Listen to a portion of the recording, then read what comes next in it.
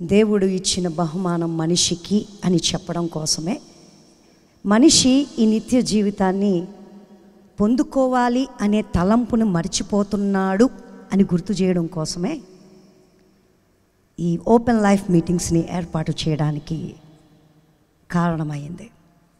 ఎందుకంటే ఎంత ప్రయాస, కుటుంబాన్ని పోషించుకోవాలి, పిల్లలకి ఫీజులు కట్టాలి, ఉద్యోగ భారం, వ్యాపారంలో తలమునకలు, ఎన్నో పరిస్థితులు గుండా వెళ్ళిపోతూ ఇదే జీవితం అనుకుని చదువుకున్నామా, మంచి ఉద్యోగం సంపాదించుకున్నామా, పెళ్లి చేసుకున్నామా, పిల్లల్ని కన్నామా, వాళ్ళకి మంచి చదువుల్ని ఇప్పించామా, వారిని ప్రయోజకులను చేసి వారికి పెళ్ళిళ్ళు చేశామా, వారి పిల్లలను చూసామా, తర్వాత కన్ను మూసామా, చాలు జీవితం అనుకుంటా ఉన్నాడు మనిషి, ఈ లోకంలో ఉన్న వ్యక్తి ఎవరైనా కూడా. కానీ ఆ మనిషికి దేవుని వాక్యం గుర్తు చేస్తూ ఉంది, ఇదొక్కటే కాదయ్యా నీ జీవితం, ఈ జీవితం తర్వాత ఇంకొకటి ఉంది. నువ్వు నీ తల్లి గర్భంలో ఉన్నప్పుడు ఆ 9 నెలలే అదే జీవితం అనుకున్నావు, తిన్నక్కర్లేదు, తాగక్కర్లేదు, పని చేయని అవసరం లేదు అని. తర్వాత 9 నెలలు పూర్తయ్యాక నీకు తెలిసింది బయటికి రాకపోతే నువ్వు చస్తావు అని. అప్పుడు తెలిసి ఓహో ఇంకొక జీవితం అంటూ ఉందా అని నీవు ఆలోచన చేయడానికి అవకాశం వచ్చింది. నువ్వు ఈ మహా అయితే 80, 90, 100 సంవత్సరాలు బ్రతికేస్తున్నా ఇదే జీవితం అనుకుంటున్నావు. కానీ నీకు తెలియవలసిన విషయం ఏంటి అంటే, ఇది కాదయ్యా జీవితం, నిత్యమైనటువంటి జీవితం ఒకటి ఉంది. ఆ జీవితాన్ని నువ్వు నిర్లక్ష్యం చేస్తూ ఉన్నావు. నిర్లక్ష్యం చేయకు, ఈ బ్రతుకులోనే, ఈ జీవితంలోనే ఆ నిత్య జీవితం కోసం పోరాడు, ప్రయాసపడు అని దేవుడు గుర్తు చేస్తూ ఉన్నాడు. ఆ మాటలు చేరిన మీ అందరికీ కూడా తెలియజేయడం కోసం కాదు, గుర్తు చేయడం కోసం ఈ మీటింగ్స్. తెలియజేయట్లా, గుర్తు చేయడానికే మరి బ్రదర్ డాక్టర్ యాషర్ ఆండ్రూ గారు ఈ రాత్రికాల సమయమున మన మధ్యకు దేవుడు క్షేమంగా ఆ బిడ్డను, ఆ కుమారుని నడిపించి ఆయన ద్వారా ఆయన్ని మరుగు చేసి, మనుషుల మాటలు కాదు సుమా, దేవుడు మాట్లాడితే ప్రతి బ్రతుకు మార్చబడుతుంది. ప్రతి జీవితం మనిషి మాట వల్ల ఎవ్వరికి ఉపయోగం లేదు, కానీ దేవుడు మాట్లాడితే బ్రతుకులు అద్భుతంగా మార్చబడతాయి. మరి తన సేవకుని మరుగు చేసుకుని ఈ రాత్రికాల సమయంలో చేరిన ప్రతి ఒక్కరితో దేవుడు మాట్లాడులాగున కృప చూపించునుగాక. ఆమెన్. ఈ సమయాన్ని డాక్టర్ బ్రదర్ యాషర్ ఆండ్రూ గారికి అప్పగిస్తూ ఉన్నాను. ఈ సాయంకాల సందర్భంలో ఈ కోడికకు వచ్చేసిన దేవుని బిడ్డలందరికీ మరొకసారి నా హృదయపూర్వకంగా క్రైస్తవ శుభాభివందనలు తెలియజేస్తూ ఉన్నాను. తీరికలేని ప్రపంచంలో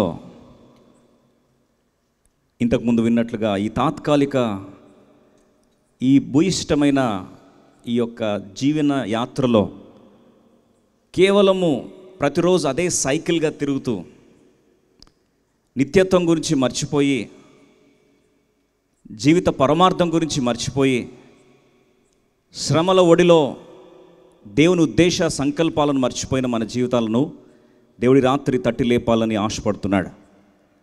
అందులో భాగంగా ఈ కూడికకు ఎంతో ప్రాముఖ్యత సంతరించుకుంది. ఎందుకు చెప్తున్నాను ఈ మాట అంటే, సాధారణంగా కూడిక పెట్టాలి కాబట్టి పెట్టాలనేది ఒక ఉద్దేశం. ఇంకొందరు ఉద్దేశం ఏంటంటే, యథావిధిగా అండి ప్రతి సంవత్సరం మేము ఏదో కూడికలు పెట్టుకుంటాం కాబట్టి ఏదో ఒక కూడికలు పెట్టుకుందాం అనేది ఇంకొక ఉద్దేశం. ఇంకొందరు కూడిక పెట్టక మునుపు ఎవరైనా బలవంతం చేస్తే, లేదా ఎవరైనా రిక్వెస్ట్లు అడిగితే అటువంటి సందర్భాల్లో కూడికను ఏర్పాటు చేస్తారు. ఇంకొందరు ఏంటంటే, సంఘము విస్తరించాలి, సంఘము క్షేమాభివృద్ధి పొందాలి అని సాధారణంగా చాలామంది ఆత్మీయ ఉన్నత ఉద్దేశంతో కూడికలు ఏర్పాటు చేసుకుంటారు. కానీ రాత్రి ఇక్కడ మనం చేరి వచ్చిన దాంట్లో ఒక ప్రాముఖ్యమైన ఉద్దేశం ఈరోజు ఈ రాత్రి సంతరించుకుంది. ఎందుకు ఈ ఉద్దేశాన్ని చెప్పాలని ఆశపడుతున్నానంటే, మనలో చాలామందికి ఉన్న సందేహం ఏంటంటే, అసలు కూడికలు ఈరోజు రేపే ఎందుకు పెట్టారు? ఇప్పుడు చాలామంది ఆఫీస్ అడుగుతున్నారు, లైఫ్ టెంపుల్ ఆఫీస్ని, బ్రదర్ని అన్నిసార్లు అడిగాము కూడికలకు రమ్మని, ఎందుకు నిరాకరించారు? అది తాడేపల్లిగూడానికి ఎందుకు వెళ్ళారు?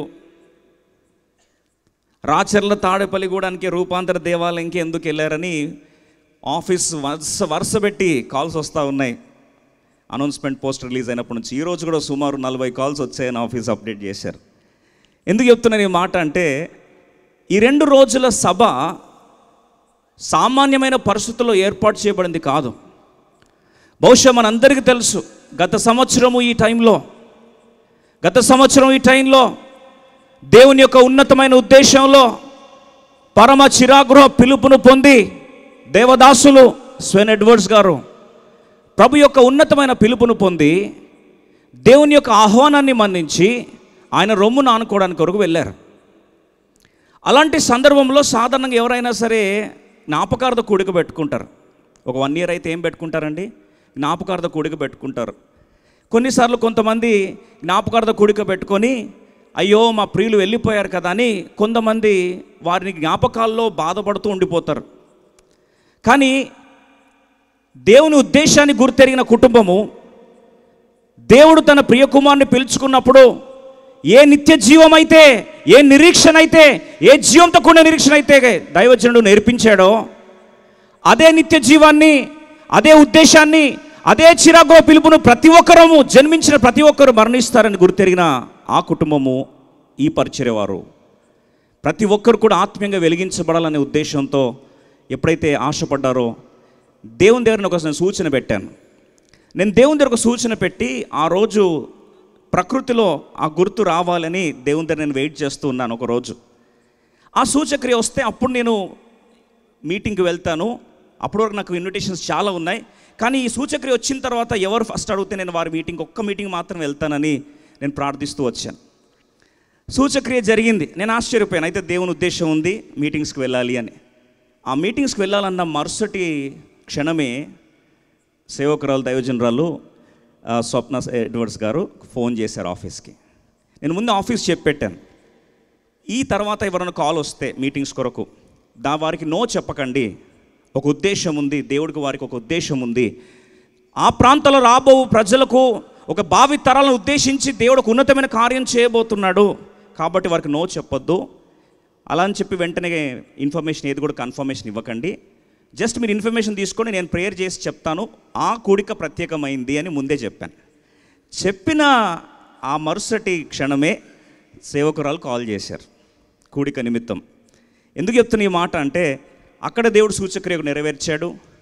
ఈ ఉద్దేశంతో ఈ కూడికను ఏర్పాటు కొరకు దేవుడు తీసుకొని వచ్చాడంటే ఒక ప్రత్యేకమైన పరిణామాల్లో, భావోద్వేగమైన సందర్భాల్లో అందరూ లోకమంతా శోకంలో ఉంటే ఈ ప్రాంతంలో అనేకుల కన్నీరు తుడవబడి ఆదరించబడి నిత్యజీవం గురించి వెలిగించబడాలని దేవుడు ఉద్దేశించాడంటే, ఈ రాత్రి ఈ వాక్యము ఈ సభలకు వచ్చేసిన మీరు ఎంతో ధన్యులు అని మరొకసారి జ్ఞాపకం చేస్తున్నా.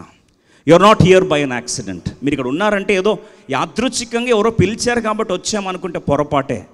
దేవుడి రాత్రి వినబోచున్న మీ జీవితాల్లో గొప్ప ఉన్నతమైన ఉజ్జీవ కార్యాన్ని దేవుడు రగల్చబోతున్నాడు, అందులో సందేహమే లేదు. అయితే ఈ కూడికను వింటున్నప్పుడు, ఈ కూడికలో వాక్యం వింటున్నప్పుడు ఇది ప్రాముఖ్యమైన సందర్భమును గుర్తెరిగి ఏదో టైంపాస్గా క్యాజువల్గా ఏదో ఖాళీ ఉన్నాం కదా వింటాం లేకపోతే లేదనే ఉద్దేశంతో కాకుండా జాగ్రత్తగా ఈ రాత్రి వాక్యం వినడానికి ప్రయత్నిస్తాం. ఈ వాక్యాన్ని వినక మునుపు ప్రియులు స్వెన్ ఎడ్వర్డ్స్ గారు, అలాగే సిస్టర్ గారు, అలాగే కుటుంబం గారికి ప్రియమైన ఒక పాట పాడమని రిక్వెస్ట్ చేశారు. దాని గురించిన సందర్భము, దాని గురించిన సాక్ష్యము ప్రభుచితమైతే రేపు వింటాం. అయితే దానికి ముందు ఈ రాత్రి ఒకసారి ఆ పాటని పాడడానికి ప్రయత్నిస్తాం. గెస్ట్ చేయగలరా ఏం పాట ఉన్నది? ఆల్రెడీ చెప్పారా సిస్టర్ సాక్ష్యం? ఎంత కరెక్ట్ గెస్ట్ చేస్తున్నారేంటి? ఏం సాంగ్ అది? Very good. ఊరుకో నా ప్రాణమా కలత చెందకు, ఆనుకో ప్రభు రొమ్మున నిశ్చింతగా. ఈరోజు మన ప్రాణాలు నిశ్చింతగా ఎవరి రొమ్మున ఆనుకోవాలి? దేవుని రొమ్మున ఆనుకోవాలి. కాబట్టి ఈ పాట ఎంతమంది విన్నారు ఆల్రెడీ చేయొద్దండి. ఓ వెరీ నైస్. అందరం కలిసి పాడతాం ఈ పాట. అందరం కలిసి కేవలం ఒక చరణం మాత్రం పాడి దేవుని యొక్క వాక్యాన్ని మనం వింటాం. ముఖ్యంగా ఈ సందర్భంలో వాక్యం వినక మునుపు ఈ పాట అందరం కలిసి పాడడానికి ప్రయత్నిస్తాం. ఊరుకో నా ప్రాణమా కలత చెందకు, ఆనుకో ప్రభు రొమ్మున నిశ్చింతగా. ఒకసారి లేచి నిలబడి పాడదామా? ఎందుకంటే దీని తర్వాత వాక్యము సందర్భంలో కదలడానికి వీల్లేదు. వాక్యము సందర్భంలో అస్సలు కదలడానికి వీల్లేదు. ఈ పాట పాడుతున్నప్పుడు మనందరం కలిసి మన యొక్క భారములను, మన యొక్క చింతను, మన వేదను సమస్తాన్ని ప్రభు యొక్క రొమ్మున ఆనుకుంటున్న వారిగా, నీ చింత యావత్తు ఆయన మీద వేయడని చెప్పిన మాట జ్ఞాపకం చేసుకొనొచ్చు. ప్రభు మీద ఆనుకొనిచిన వారిగా ఈ పాట పాడదాం.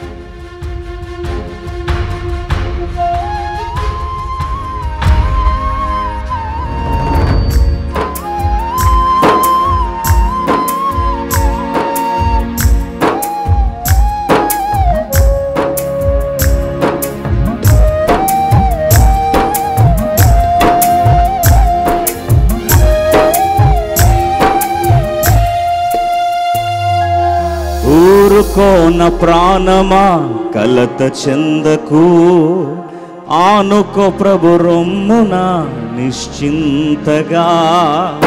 ఊరుకోన ప్రాణమా కలత చెందకు, ఆనుకో ప్రభు రొమ్మున నిశ్చింతగా. ఎడారి దారిలోన కన్నీటి లోయలోనా, ఎడారి దారిలోనా కన్నీటి లోయలోనా, నా పక్షమందు నిలిచి నా ముందరే నడిచి, నీ శక్తినే చాట నన్నుంచెనే ఈ చోట. నీ జరుగుడే నా బలం, ఆరాధనే మాయుధం, ఆరాధనే మాయుధం.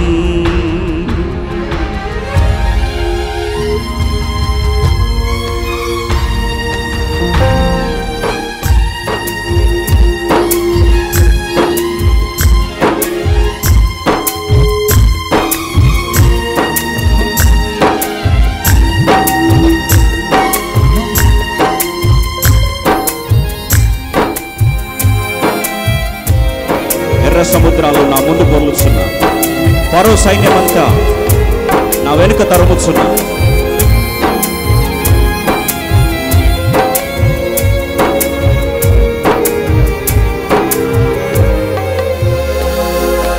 ఎర్ర సముద్రాలు నా ముందు పొర్లుచున్నా, ఫరో సైన్యమంతా నా వెనుక తరుముచున్నా. ఇంకా గలవ దేవుడు పాడదామా? సముద్రాలు నా ముందు పొర్లుచున్నా, ఫరో సైన్యమంతా నా వెనుక తరుముచున్నా. నమ్మదగిన దేవుడే నడిపించుచుండగా, నడి మధ్యలో నన్ను విడిచిపెట్టునా. నమ్మదగిన దేవుడే నడిపించుచుండగా, నడి మధ్యలో నన్ను విడిచిపెట్టునా.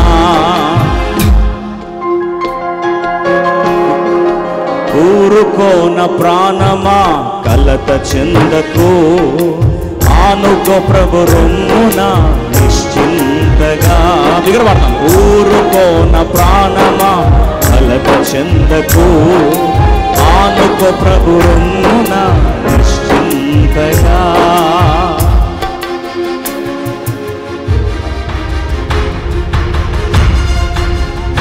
ఇంతవరకు నడిపించిన దాక్షిణ్య పూర్ణుడు అన్యాయము చేయుట అసంభవమేగా, వాగ్దానం ఇచ్చిన సర్వశక్తిమంతుడు దుష్కార్యము చేయుట అసంభవమేగా. రెండవ వచనం పాడుతూ బిగ్గరగా ఆరంభిస్తాం.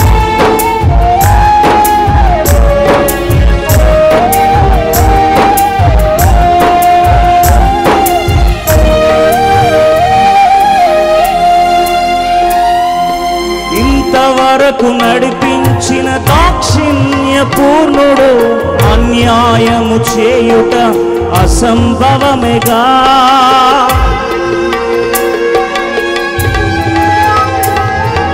ఇంతవరకు నడిపించిన దాక్షిణ్య పూర్ణుడు అన్యాయము చేయుట అసంభవమేగా. వాగ్దానమిచ్చిన సర్వశక్తిమంతుడు దుష్కార్యము చేయుట అసంభవమేగా. వాగ్దానమిచ్చిన సర్వశక్తిమంతుడు దుష్కార్యము చేయుట అసంభవమేగా.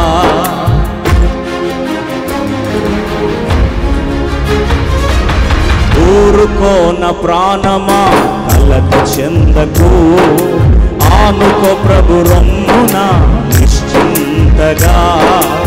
ఊరుకోన ప్రాణమా కలత చెందకు, ఆనుకో ప్రభు రొమ్మున నిశ్చింతగా.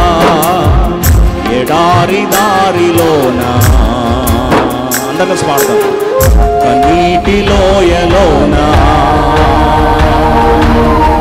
ఎడారి దారిలోన, కన్నీటి లోయలోన, నా పక్షమందు నిలిచి నా ముందరే నడిచి నీ శక్తిని చాట నన్నుంచి నీ చోట నిన్నెరుగుటే నా బలం ఆరాధనే మాయుధం ఆరాధనే మాయుధం. కైండ్లీ ప్లీజ్ ప్లీజ్ దయచేసి కూర్చోండి.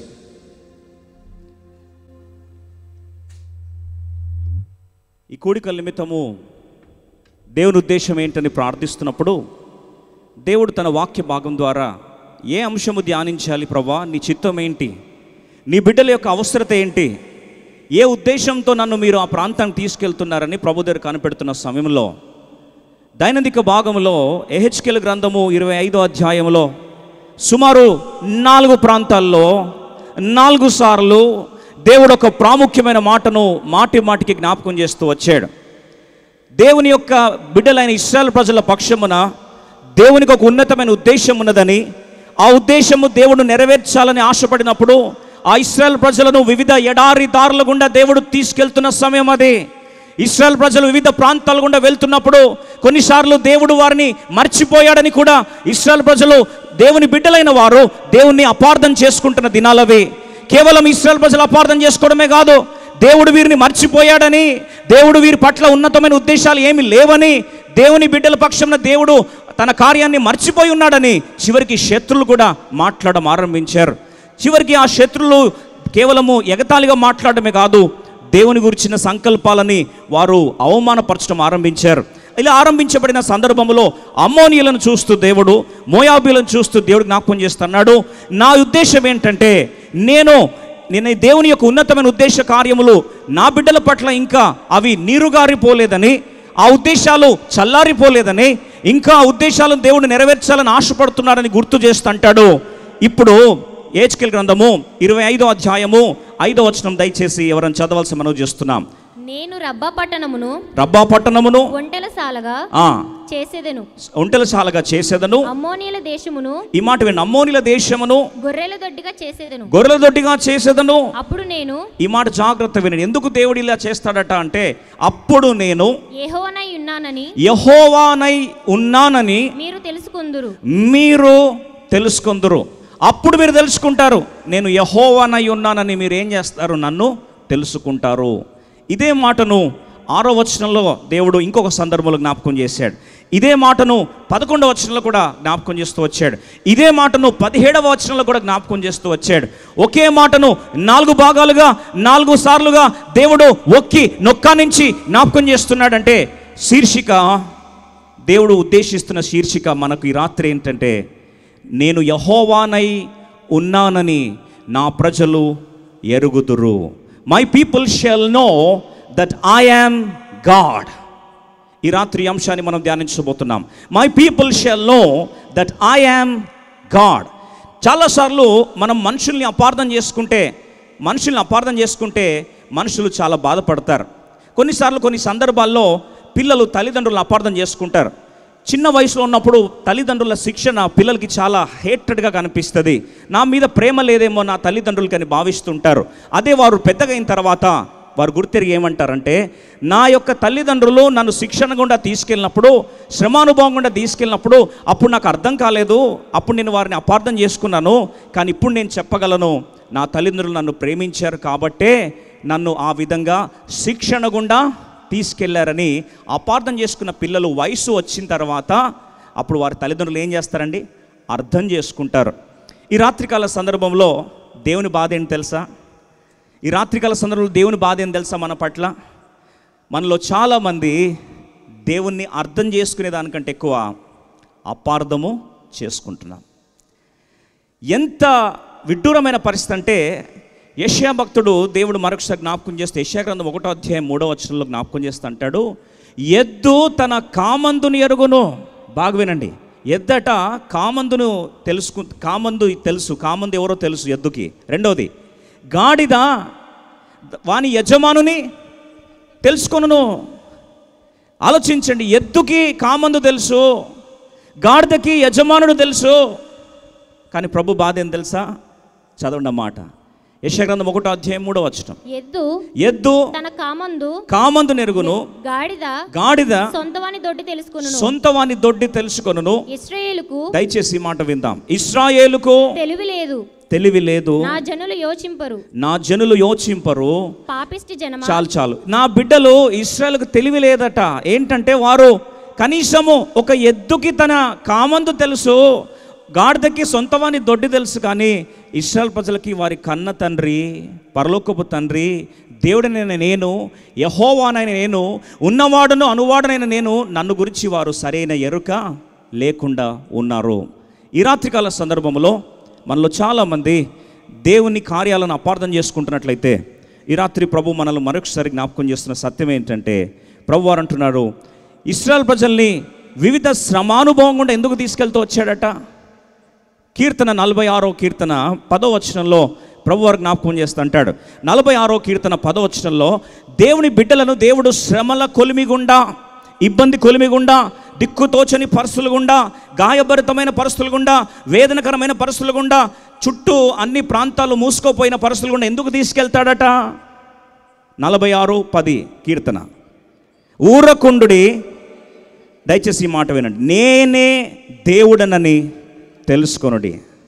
చాలు, ఊరకుండుడి.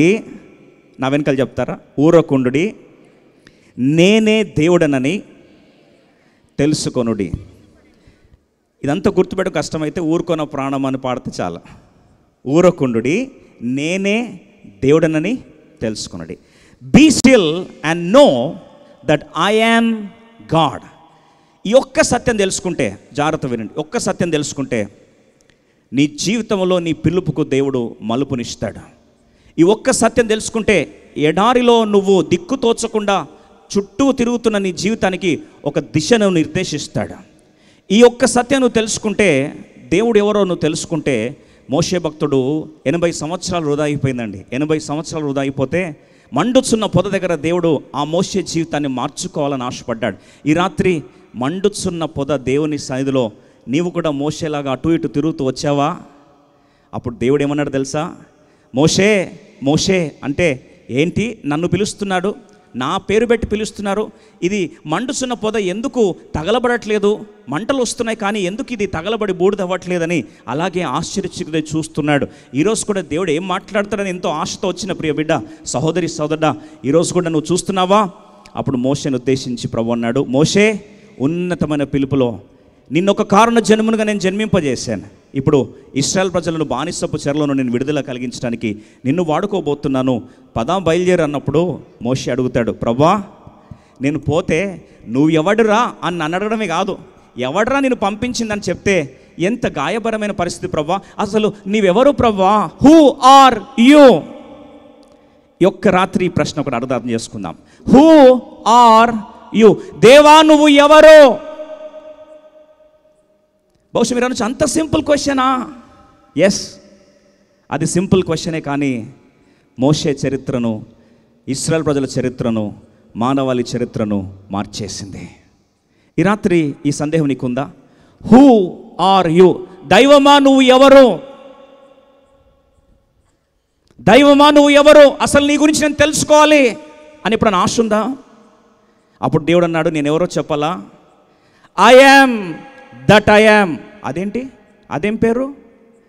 నేను ఉన్నవాడను, అనువాడనై ఉన్నాను, ఉండునను వాడననే ఉన్నాను. ఇదే పోయి చెప్పుబో. ఎప్పుడైతే I am that I yam, ఉన్నవాడు అనువాడని మోషే ఈ సత్యాన్ని తెలుసుకున్నాడో, ఒక బలహీనమై 40 సంవత్సరాల క్రితం పారిపోయిన వ్యక్తి, జాగ్రత్త వినండి, 40 సంవత్సరాల క్రితం అదే మోషే పారిపోయాడు. ఎప్పుడైతే ఉన్నవాడు అనువాడని తెలుసుకున్నాడో, పారిపోయిన ప్రాంతానికే నాయకుడిగా వెళ్ళాడు. అర్థమైన వాళ్ళు చేయొద్దండి. ఈరోజు నువ్వు ఎట్లా వెళ్ళాలని నీకు ఆశ ఉంది? ఓడిపోయిన ప్రాంతానికే తిరిగి గెలిపించడానికి తీసుకెళ్తాడు. ఏ ప్రాంతంలో తలదించుకొని వెళ్ళిపోయినావో అదే ప్రాంతానికి తలెత్తుకొని వెళ్ళేటట్టు చేస్తాడు. ఎప్పుడు నీ దేవుడు ఎవరో నువ్వు తెలుసుకోవాలి. ఆయన ఎవరు? ఉన్నవాడు, అనువాడు. ఈ ఒక్క సత్యం నువ్వు తెలుసుకోకపోతే ఈ రాత్రి జ్ఞాపకం చేస్తా, ఎన్ని సంవత్సరాలను ఆత్మీయ జీవితము గడిపినా సరే దానికి విలువ లేదు. ఈ రాత్రి దేవుడు నిన్ను కోరుకునేది ఏం తెలుసా? నీతో దేవుడు బంధాన్ని కోరుచున్నాడు, నువ్వు ఆయన అర్థం చేసుకోవాలని కోరుచున్నాడు. కానీ దేవునికి మతంతో పనిలే. ఎందుకు తెలుసా? మతం అనేది మతిలో నుండి వచ్చింది. అభిమతము, అభిప్రాయం. ఎందుకు ఇన్ని మతాలు ఉన్నాయి ప్రపంచంలో అంటే, ఇంతమంది దేవుణ్ణి ఎవరో అని వారికున్న గ్రహింపును బట్టి పరిచయం చేసే ప్రయత్నం చేశారు కాబట్టి ఇన్ని అభిప్రాయాలు వచ్చాయి, కాబట్టి ఇన్ని మతాలు వచ్చాయి. దేవుడు మతాన్ని స్థాపించడానికి లోకానికి రాలేదు. యేసుప్రభువు వారు అన్నాడు, నేనే మార్గం, నేనే సత్యం, నేనే జీవం అన్నాడు. మనం ఆరాధించే దేవుడు ఒక మత స్థాపకుడిగా రాలేదు. ఆయన ఈరోజు ఉన్నవాడు, అనువాడుగా తన్ను తాను పరిచయం చేసుకోవాలని ఈ రాత్రి ఆశపడుతున్నాడు. ఆశగల ప్రాణం నీకు ఉన్నట్లయితే ఈ రాత్రి తను తాను నీకు బయలుపరచుకోవడానికి కొరకు 2 ప్రాంతాలని జ్ఞాపకం చేయాలని ఆశపడుతున్నా. టోటల్గా 4 సార్లు దేవుడు ఈ మాట చెప్తూ వచ్చాడు. కాబట్టి ఈ రాత్రి 2 సత్యాలు చూస్తాం, రేపు ఇంకా 2 సత్యాలు చూస్తాం. మన దేవుని గురించి 4 మాటలు మీకు పరిచయం చేయాలని ఆశపడుతున్నాను. ఎన్ని మాటలండి? 4 మాటలు. ఈ రాత్రి దేవుని యొక్క 2 కోణాలు చూస్తాం, రేపు దేవుని యొక్క మిగతా 2 కోణాలు చూస్తాం. ఈ 4 కోణాలు తెలుసుకుంటే నీవు కూడా మోషేలాగా పారిపోయిన ప్రాంతాల్లోనే తిరిగి దేవుణ్ణి తెలుసుకున్న వాడిగా, ఏ ప్రాంతంలో అవమానం వచ్చిందో అదే ప్రాంతంలో దేవుడు ఘనతను దయచేయునుగాక. ఏ ప్రాంతం నుంచి పారిపోయావో అదే ప్రాంతంలో దేవుని అభిషేక్తునిగా దేవుడిని తీసుకుని వెళ్ళునుగాక. ఏ ప్రాంతం నీకు పీడకలుగా మిగిలిపోయిందో అదే ప్రాంతం అనేక చరిత్రలు మార్చే అద్భుతమైన సాక్ష్యంగా దేవుడు మార్చునుగాక. ఇశ్రాయేలు ప్రజలు దేవుడు వాగ్దానం ఇచ్చి విడుదల తీసుకొని బయలుదేరి తీసుకొని వెళ్తూ ఉన్నాడు. వారి కొరకు దేవుడు 10 అద్భుతాలు చేస్తూ వచ్చాడు, 10 తెగులు అనుమతించాడు. చివరికి దేవుడు వారిని తన బాహుబలము చేత వారిని విడిపించుకొని బయటకు తీసుకొని వెళ్తున్నాడు. ఎంతో గొప్ప సంతోషం. పస్కా పండుగను ఆచరించారు. ఎంతో సంతోషంగా బయలుదేరి వారు వాగ్దాన దేశం వైపు వెళ్తూ ఉన్నారు. ఆ వెళ్తున్న సందర్భంలో జాగ్రత్త వినండి, దేవుడు వారి పట్ల ఒకే ఒక ఉద్దేశం. ఏంటా ఉద్దేశం? వారు నేరుగా ఎక్కడికి వెళ్ళాలి? వాగ్దాన దేశానికి వెళ్ళాలి. వాగ్దాన దేశానికి వెళ్ళాల్సిన వారు ఈ రాత్రి జ్ఞాపకం చేసుకోవాల్సిన మనం చేస్తున్నా. వాగ్దాన దేశానికి వెళ్ళాల్సిన వారు తెలుసుకోవాల్సింది ఒకే ఒకటని దేవుడు ఆశపడ్డాడు. ఏమని ఆశపడ్డాడంటే, ఉన్నవాడను, అనువాడను. ఇంతే. నేనెవరో మీరు తెలుసుకోండి అయ్యా, I am that I yam, అంతే. అది తెలుసుకొని ఉంటే కథ వేరేగా ఉండేది. కానీ 40 సంవత్సరాలు వారు అరణ్య యాత్రలో గురి లేని వారి జీవితంలో, సంకల్పము ఎరగని వారి జీవితంలో, పరమార్థము తెలుసుకోకుండా 40 సంవత్సరాలు తిరుగుతూ అరణ్యంలోనే 40 సంవత్సరాలు ఏమయ్యారండి? ఒక తరము రాలిపోయింది. ఎందుకు తెలుసా? జాగ్రత్త వినండి. దేవుని బిడ్డలైన వారు కూడా ఈరోజు పొరపాటు ఎందుకు జరుగుతుంది తెలుసా? ఒకే ఒక ప్రాంతంలో పొరపాటు జరుగుతుంది. చూడండి, దేవుడు అన్ని అద్భుతాలు చేసి వారిని తీసుకొని వచ్చి సీనాయి పర్వతం మీద దేవుడు మోషేని పిలిపించి కేవలం 40 రోజులు మాత్రమే దేవుడు మోషేని వారి నుంచి ఏం చేశాడు? దూరం చేశాడు. ఎన్ని రోజులు కండి? 40 రోజులు దూరం చేసి ఆ యొక్క సీనాయి పర్వతం మీద దేవుడు 10 ఆజ్ఞలు ఇచ్చి దేవుని గురించిన ఎరుక గురించి ప్రజలకు అర్థం చేయించాలని చెప్పి ఆ సీనాయి పర్వతంలో దేవుడు మోషేతో మాట్లాడుతూ ఉంటే ఈ 40 రోజులట చూడండి, దానికి ముందు ఏం చేశారు తెలుసా అండి? ఫరోను అతని రథములను సేనలు దేవుడు ఎర్ర సముద్రంలో పడేశాడని చెప్పి పాటలు కూడా పాడారు. ఎవరు? ఇశ్రాయేల్ ప్రజలు. ఎంత గలమెత్తి పాడారంటే అసలు బ్రదర్సే కాదండి, సిస్టర్స్ కూడా నాట్యమాడి తప్పెట తీసుకొని, మిరియాం అక్క అయితే ఇంకా కాయర్ లీడర్ అయిపోయి అద్భుతంగా పాట కచేరీలు పాటలు పాడుతూ దేవుని ఏం చేశారు? ఘనపరిచారు. కానీ జాగ్రత్త వినండి, 40 రోజులట. జస్ట్ ఎన్ని రోజులండి? 40 రోజులు. మోషే లేకపోయేసరికి వాళ్ళు వచ్చి ఏమడుతున్నా తెలుసా అండి? మమ్మును ఐగుప్తు దేశం నుండి విడిపించిన ఈ మోషే ఏమాయను, మమ్మల్ని విడిపించిన ఈ దేవుడు ఏమాయను అని చెప్పి ఆ దేవుని మహిమను గుర్తెరగాల్సిన వీరు, ఆయన దేవుడు కేవలం బంధాన్ని, రిలేషన్షిప్ మాత్రమే కోరితే వీరు లాస్ట్కి ఆయన ఏం చేశారు తెలుసా అండి? ఒక బంగారు దూడ ప్రతిమగా మార్చేశారట. అంత మహిమను ఎక్కడ తీసుకొచ్చేసారండి? ఒక విగ్రహంగా చేసేశారు. విగ్రహంగా చేసేసి వారు మమ్మల్ని ఐగుప్తు దేశం నుంచి విడిపించిన మా దేవుడు ఇతడే అని చెప్పి, ఎందుకు వారు దేవుని అపార్థం చేసుకున్నారో తెలుసా? ఈ రాత్రి ఈ మాట గమనించు. God wants relationship, not religion. దేవునికి నీతో బంధం కావాలి కానీ మతం అవసరం లే. వారు దేవుణ్ణి బంధము కోణంలో చూడలే. They didn't see God in terms of relationship. వారు దేవుని ఎలా చూస్తారో తెలుసా? ఒక ఐగుప్తు దేశంలో దేవుని ఎలా చూస్తారో, వారు ఐగుప్తీయులకు చాలా విగ్రహాలు ఉన్నాయి. వారికి చాలా విగ్రహాలు ఉన్నాయి కాబట్టి వీళ్ళు అదే చూసి ఏం చేశారంటే, మా దేవుడు ఉన్నవాడు అనువాడు అని మేము అర్థం చేసుకోము, ఈయనను కూడా ఏం చేసేస్తాము? ఒక విగ్రహం చేసేస్తాము. ఎందుకంటే మతమే మేము నేర్చుకున్నాం కానీ బంధంతో మాకు పని లేదని అపార్థం చేసుకొని రిలేషన్షిప్కి బదులు రిలీజియన్లోకి వచ్చారు. బాగా వినండి, రిలేషన్షిప్లో నుండి ఎక్కడికి వచ్చారండి? రిలీజియన్కి వచ్చారు. ఎప్పుడైతే మతంలోకి వచ్చారో వెంటనే ఏం చేసుకున్నారు? విగ్రహాన్ని చేశారు. ఇతడే మమ్మల్ని విడిపించాడని చెప్పి విగ్రహారాధన చేస్తూ ఉండేసరికి మోషే దిగొచ్చాడు. మోషే చూడిపోయి ఏం చేస్తున్నారో వారు. దేవుడు 40 రోజుల పరీక్ష పెట్టాడు. 40 రోజుల్లో వారు బంధము, రిలేషన్షిప్ అపార్థం చేసుకొని రిలీజియన్లోకి వచ్చేసారు. తత్ఫలితంగా ఏమైంది మనందరికీ బాగా తెలుసు. 40 రోజుల పరీక్ష వారికి దినానికి 1 సంవత్సరం చొప్పున లెక్కేసుకుంటే ఎన్ని సంవత్సరాలండి? 40 సంవత్సరాలు అరణ్యములో గురి లేని వారిగా, సంకల్పం లేని వారిగా, పరమావధి తెలుసుకోకుండా పరమార్థము ఎరగని వారిగా 40 సంవత్సరాల జీవితంలో ఏమైందండి? వృధా అయిపోయి తరమంతా ఏమైపోయారు? రాలిపోయారు. ఈ రాత్రి దేవుని అపార్థం చేసుకోవడం అనేది అతి భయంకరమైన పాపము. మీరు అనొచ్చు, అదేంటంటే దేవుని అపార్థం చేసుకుంటే పాపమా అని. నీ భర్తను అపార్థం చేసుకుంటే భర్త ఫీల్ అవ్వడా? నీ భార్యను అపార్థం చేసుకుంటే భార్య ఫీల్ అవ్వదా? నీ తల్లిదండ్రులను అపార్థం చేసుకుంటే తల్లిదండ్రులు ఫీల్ అవ్వరా? అలాంటిది నిన్ను కని నీ జీవానికి ఉనికినిచ్చి నిన్ను పోషించి నీ కొరకు సమస్తాన్ని సృష్టించి చివరికి తన ప్రాణాన్నే అర్పించిన దేవుణ్ణి ఈరోజు నువ్వు అపార్థం చేసుకుంటే మరి అది నేరం కాదా? దేవుడు ఆశపడింది ఏంటి? ఇశ్రాయేలు ప్రజలు విడిపించి తీసుకెళ్తా ఉంటే వారికి మొదటి పాఠం నేర్పించాలని ఆశపడ్డాడు దేవుడు. ఏం తెలుసా? మొదటి పాఠం, జీవితంలో నీలోకి ఈరోజు సమస్య ఆలోచన రావచ్చు, నాకు ఎందుకు కష్టాలు వస్తున్నాయండి, నాకెందుకు ఎర్ర సముద్రం లాంటి పరిస్థితులు వస్తున్నాయండి అని ఈరోజు నీకు ప్రశ్న ఉందా? దేవుడు జవాబు ఇవ్వాలని ఆశపడుతున్నాడు. ఇశ్రాయేలు జీవితంలో దేవుడు ఎర్ర సముద్రాన్ని అనుమతించి వెనకలేమో ఫరో సైన్యం తరుముతున్నారు, ముందేమో పొర్లుచున్న ఎర్ర సముద్రం. ఎలా ఉండొచ్చండి పరిస్థితి? మీరే ఆలోచించండి. వెనకలేమో ఫరో రథముల చప్పుడు, ఎంత వేగతరంగా శబ్దం వినిపిస్తూ ఉంటే గుండెల్లో అలాగే రైళ్లు పరిగెడతా ఉన్నాయి. ఇది వెనక నుంచి తరమబడుతున్న పరిస్థితి. ముందేమో పొర్లుచున్న ఎర్ర సముద్రం. దేవుడు మరి వారిని ఉన్నతమైన ఉద్దేశంతో ఆయనట పిహాహిరోతు ఈ ప్రాంతంలో ఎర్ర సముద్రం గుండా పక్క నుంచి వారిని తోలుకొని పోయి దేవుడే వారిని నడిపించి ఈ ప్రాంతంలో వచ్చి ఆగుమని ఎగ్జాక్ట్గా లొకేషన్ని కూడా దేవుడు సెట్ చేశాడట. పగటిలో మేఘస్తంభంగా, రాత్రిలో అగ్నిస్తంభంగా ఆయన దూతే ముందుగా నడిచి వారిని నడిపించాడట. మరి నిర్గమకాండం 14వ అధ్యాయము 1వ వచనంలో రాస్తుంది, ఎక్సోడస్ చాప్టర్ 14 వర్స్ 1, 14:1లో ఎగ్జాక్ట్ ప్లేస్ని కూడా దేవుడే నడిపించి తీసుకొచ్చి ముందేమో ఎర్ర సముద్రం పెట్టాడు, వెనకలేమో ఫరో సైన్యం పెట్టాడట. ఎందుకు? దేవుడు ఏమన్నా శాడిస్టా?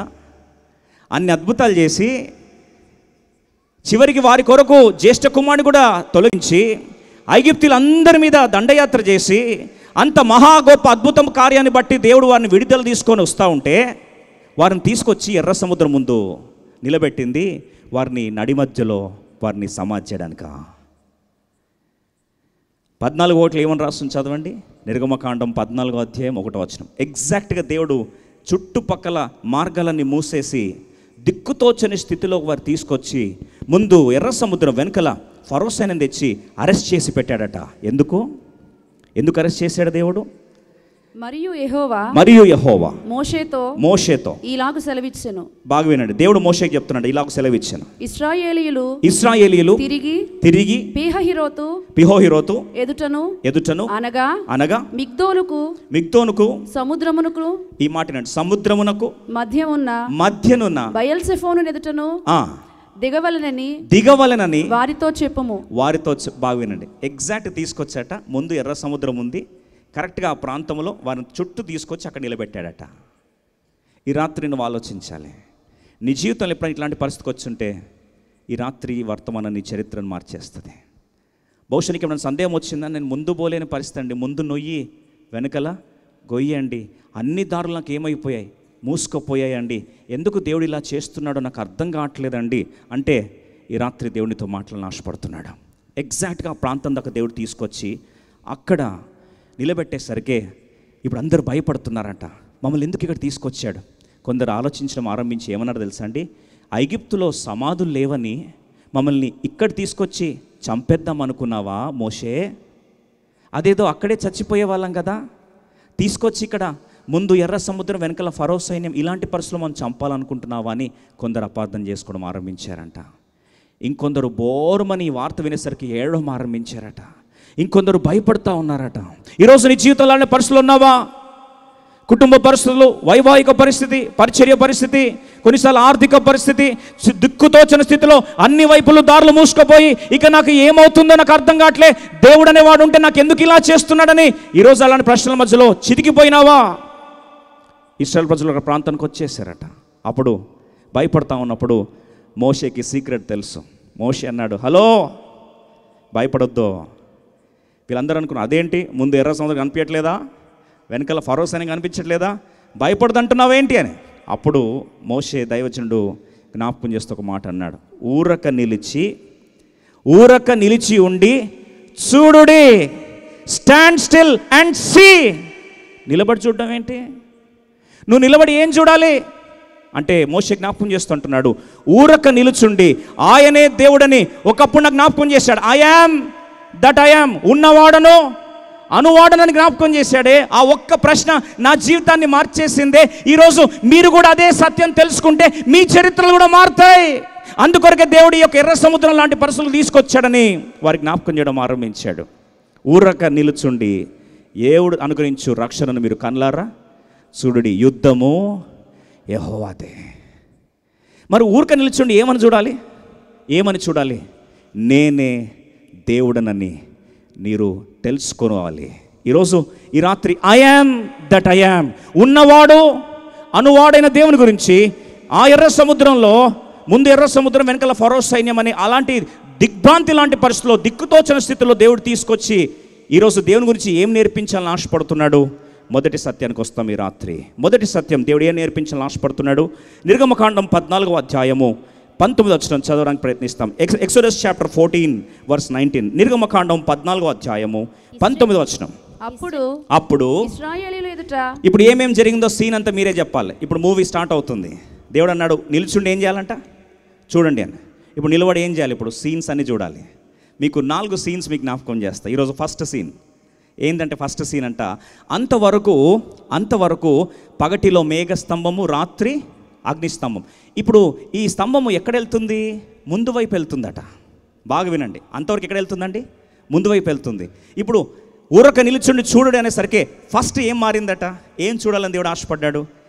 నిర్గమకాండం 14వ అధ్యాయం 19వ వచనం 14:19 ఎక్సోడస్. ఎదుట సమూహమునకు ముందుగా బాగా వినండి, నడిచిన దేవదూత వెనుకకు పోయి. ఇప్పుడు ఫస్ట్ ఏం జరిగిందంటే, నిలుచొని చూడండి నేను ఎవరో మీరు అర్థం చేసుకోండి అని చెప్తూ ఫస్ట్ వారి కళ్ళ ముందు జరిగిన సీన్ ఏంటంటే, సీన్ నెంబర్ 1 బాగా గుర్తుపెట్టుకోవాలి మీరు. సీన్ నెంబర్ 1 ఏంటంటే, దేవదూత అంతవరకు ముందు వెళ్తున్నాడట. ఇప్పుడు ఎక్కడికి వచ్చాడు? వెనుక భాగంకి వచ్చేసాడు. చదవండి.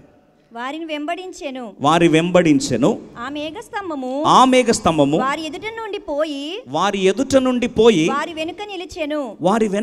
బాగా వినండి, మేఘస్తంభం ముందెళ్తుందట అంతవరకు. ఇప్పుడు ముందెళ్తున్న మేఘస్తంభం ఎక్కడికి వచ్చిందండి? వెనకలకు వచ్చేసింది. నెక్స్ట్ చెప్పాలి, సీన్ 1లో ఏమేం జరిగింది త్వరగా చెప్పండి. దేవదూత ముందెళ్తున్నవాడు వెనకలకు వచ్చేసాడు. రెండోది, మేఘస్తంభము ముందెళ్తుంది, వెనకకు వచ్చేసింది. ఇప్పుడు ఫస్ట్ సీన్ జరిగేసరికి అప్పుడు ప్రభు అన్నాడు, ఊరుకొని నిలుచుండి చూడుడి, నేనే దేవుడనని తెలుసుకోండి. నా గురించి మీకు ఒక్కొక్క ప్రాంతం మీకు నేర్పిస్తా. మొదటి ప్రాంతం ఏంటంటే, ఈ శ్రమ వచ్చేసరికి, ఈ బాధ వచ్చేసరికి, మీకు ఎర్ర సముద్రాన్ని అనుమతించేసరికి ముందు వెళ్ళాల్సిన దేవదూత ఎక్కడికి వచ్చాడు? వెనకలకు వచ్చేసాడు. ముందు వెళ్తున్న మేఘస్తంభం ఎక్కడికి వచ్చిందట? వెనకలకు వచ్చేసింది. ఎందుకు ఇలా జరిగింది? ఈరోజు జ్ఞానము గల వారు, అందుకొరకే ప్రభు వారు జ్ఞాపకం చేస్తూ హోషేయ గ్రంథము 4వ అధ్యాయము 6వ వచనంలో అంటాడు, నా జనులు జ్ఞానము లేని వారై నశించుచున్నారు. దేవుని గురించిన ఎరుక తెలియక వారు ఏమవుతున్నారట? నశించిపోతూ ఉన్నారు. ఈరోజు ఆ ఇశ్రాయేలు ప్రజలు జ్ఞాపకం చేస్తూ ప్రభు అంటాడు, దేవదూత ముందెళ్ళాల్సిన వాడు ఎక్కడికి వచ్చాడండి? వెనుకలకు వచ్చేసాడు. బాగా వినండి. రెండోది, మేఘస్తంభం ముందెళ్తున్న మేఘస్తంభం ఎక్కడికి వచ్చింది? వెనుకలకు వచ్చింది. ఎందుకు మేఘస్తంభం వెనుకలకు వచ్చింది తెలుసు? జాగ్రత్త వినండి. వారి వెనుకలు ఎవరు తరుముతున్నారు? ఫరో సైన్యం. ఇప్పుడు ఫరో సైన్యము వారిని తరుముతూ ఉన్నప్పుడు వారికి ముందు ఎవరు కనిపిస్తున్నారు? ఫరో సైన్యం ముందు ఎవరున్నారు? ఇశ్రాయేల్ ప్రజలు. ఇప్పుడు ఇశ్రాయేల్ ప్రజలు కనపడకుండా మేఘం అడ్డొస్తే కనిపిస్తుందా అండి? కనిపించదు. ఎప్పుడైతే మేఘం అడ్డొచ్చేసరికి ఇశ్రాయేల్ ప్రజలకేమో వెలుగుందట, కానీ ఐగుప్తులకు అంతకేముందండి? చీకటి ఉందట. జాగ్రత్త వినండి. ముందంతేమో చీకటి. ఎందుకంటే అడ్డం ఏమొచ్చేసింది? మేఘం వచ్చేసింది. వెనకల ఇశ్రాయేల్ ప్రజలకేమో వెలుగుంది ముందు. ఆ యొక్క ఐగుప్తీల ముందేమో అడ్డం ఏమొచ్చింది? మేఘం వచ్చేసింది. ఇప్పుడు ఆ మేఘం వచ్చినందుకు ఆ వెనకల భాగం అంతా ఏమైపోయిందండి? చీకటి అయిపోయింది. ఇప్పుడు వారు తరుముదామంటే వాళ్ళ ముందు చీకటి కనిపిస్తుంది. ఏం అడ్డం వచ్చేసింది? మేఘం అడ్డం వచ్చేసింది.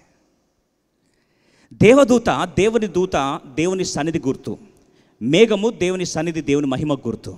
దేవుని సన్నిధి, దేవుని మహిమ పరిస్థితులు వారికి జీవితానికి అపాయకరం అయ్యేసరికి, ఎర్ర సముద్రం లాంటి పరిస్థితి వచ్చేసరికి ఆటోమేటిక్గా దేవుని సన్నిధి వారిని ముందు భాగం నుంచి ఎక్కడికి వచ్చిందండి? వెనకల భాగం వచ్చేసింది. జాగ్రత్త వినండి. రాత్రి ఎంతగా మేఘం కమ్ముకుందంటే వారికి ఏమి కూడా కనిపించట్లేదంట. ఇంకా ముందుకెళ్తే ఆ యొక్క నిర్గమకాండము 14వ అధ్యాయము, ఎక్సోడస్ చాప్టర్ 14, నిర్గమకాండము 14వ అధ్యాయంలో ఇంకా కొద్దిగా ముందుకెళ్ళి మనం చూడడానికి ప్రయత్నిస్తే 24-25 వచనాలు చదువుతారండి. 14-15. అయితే వేకువజామున యెహోవా ఆ అగ్నిమేఘమైన స్తంభము నుండి ఐగుప్తీయుల దండును వైపు చూచి ఐగుప్తుల దండును కలవరపరిచి వారి రథచక్రములు ఊడిపడినట్లు చేయగా. బాగా వినండి. ఇప్పుడు ఏం చేస్తున్నాడు దేవుడు అంటే, ఆ రాత్రంతా కూడా ఎప్పుడైతే ఆ యొక్క అగ్నిస్తంభము, ఆ యొక్క మేఘస్తంభం వెనకలికి వెళ్ళిపోయిందో, వారు వెనకలికి వెళ్ళిపోయేసరికి వాళ్ళకి అంతా ఏమైపోయిందండి? చీకటి అయిపోయింది. చీకటి అయిపోయేసరికి ముందున్నది ఏమి కూడా వారికి కనిపించట్లేదట. ఈరోజు ఉదయకాలము హైదరాబాద్ నుంచి బయలుదేరాలి. స్కెడ్యూల్ టైంలోనే ఎయిర్పోర్ట్కి వచ్చాము. కరెక్ట్ టైంకే ఫ్లైట్ బయలుదేరాలి. సడన్గా వెయిట్ చేస్తూ ఉన్నాం. అన్నారు ఫ్లైట్ డిలే ఉందండి అన్నారు. అనౌన్స్మెంట్ వచ్చింది. విజయవాడ వెళ్ళాల్సిన ఎయిర్క్రాఫ్ట్ 20 మినిట్స్ డిలే అన్నారు. సడన్గా అనిపించింది, ఇదేంటి పొద్దున డిలేకి కారణం ఏమై ఉండొచ్చు అని అనుకునే లోపల వాళ్ళు అన్నారు, మేము ఆశ ఎక్కువయ్యి, తొందరపాటు ఎక్కువయ్యి అక్కడ స్టాఫ్ని అడిగాం ఎందుకని డిలే ఏమైంది అని. అంటే ఎయిర్క్రాఫ్ట్ రెడీ ఉంది సార్, ఎయిర్క్రాఫ్ట్ రెడీగా ఉంది, కానీ విజయవాడలో ల్యాండింగ్ చేయాలంటే పొగమంచు వచ్చేసింది. ఏమొచ్చిందట? పొగమంచు. కాబట్టి క్లియరెన్స్ ఇంకా రావట్లేదు. బయలుదేరి కూడా ల్యాండింగ్ చేయలేము, ఎందుకంటే కనిపించట్లేదు. ఇంత టెక్నాలజీ ఉన్న యుగంలోనే పొగమంచు వస్తే ల్యాండింగ్కి క్లియరెన్స్ రాలేదట. మరి వాళ్ళ పరిస్థితి? మేఘం వచ్చేసరికి ఏమయ్యారండి?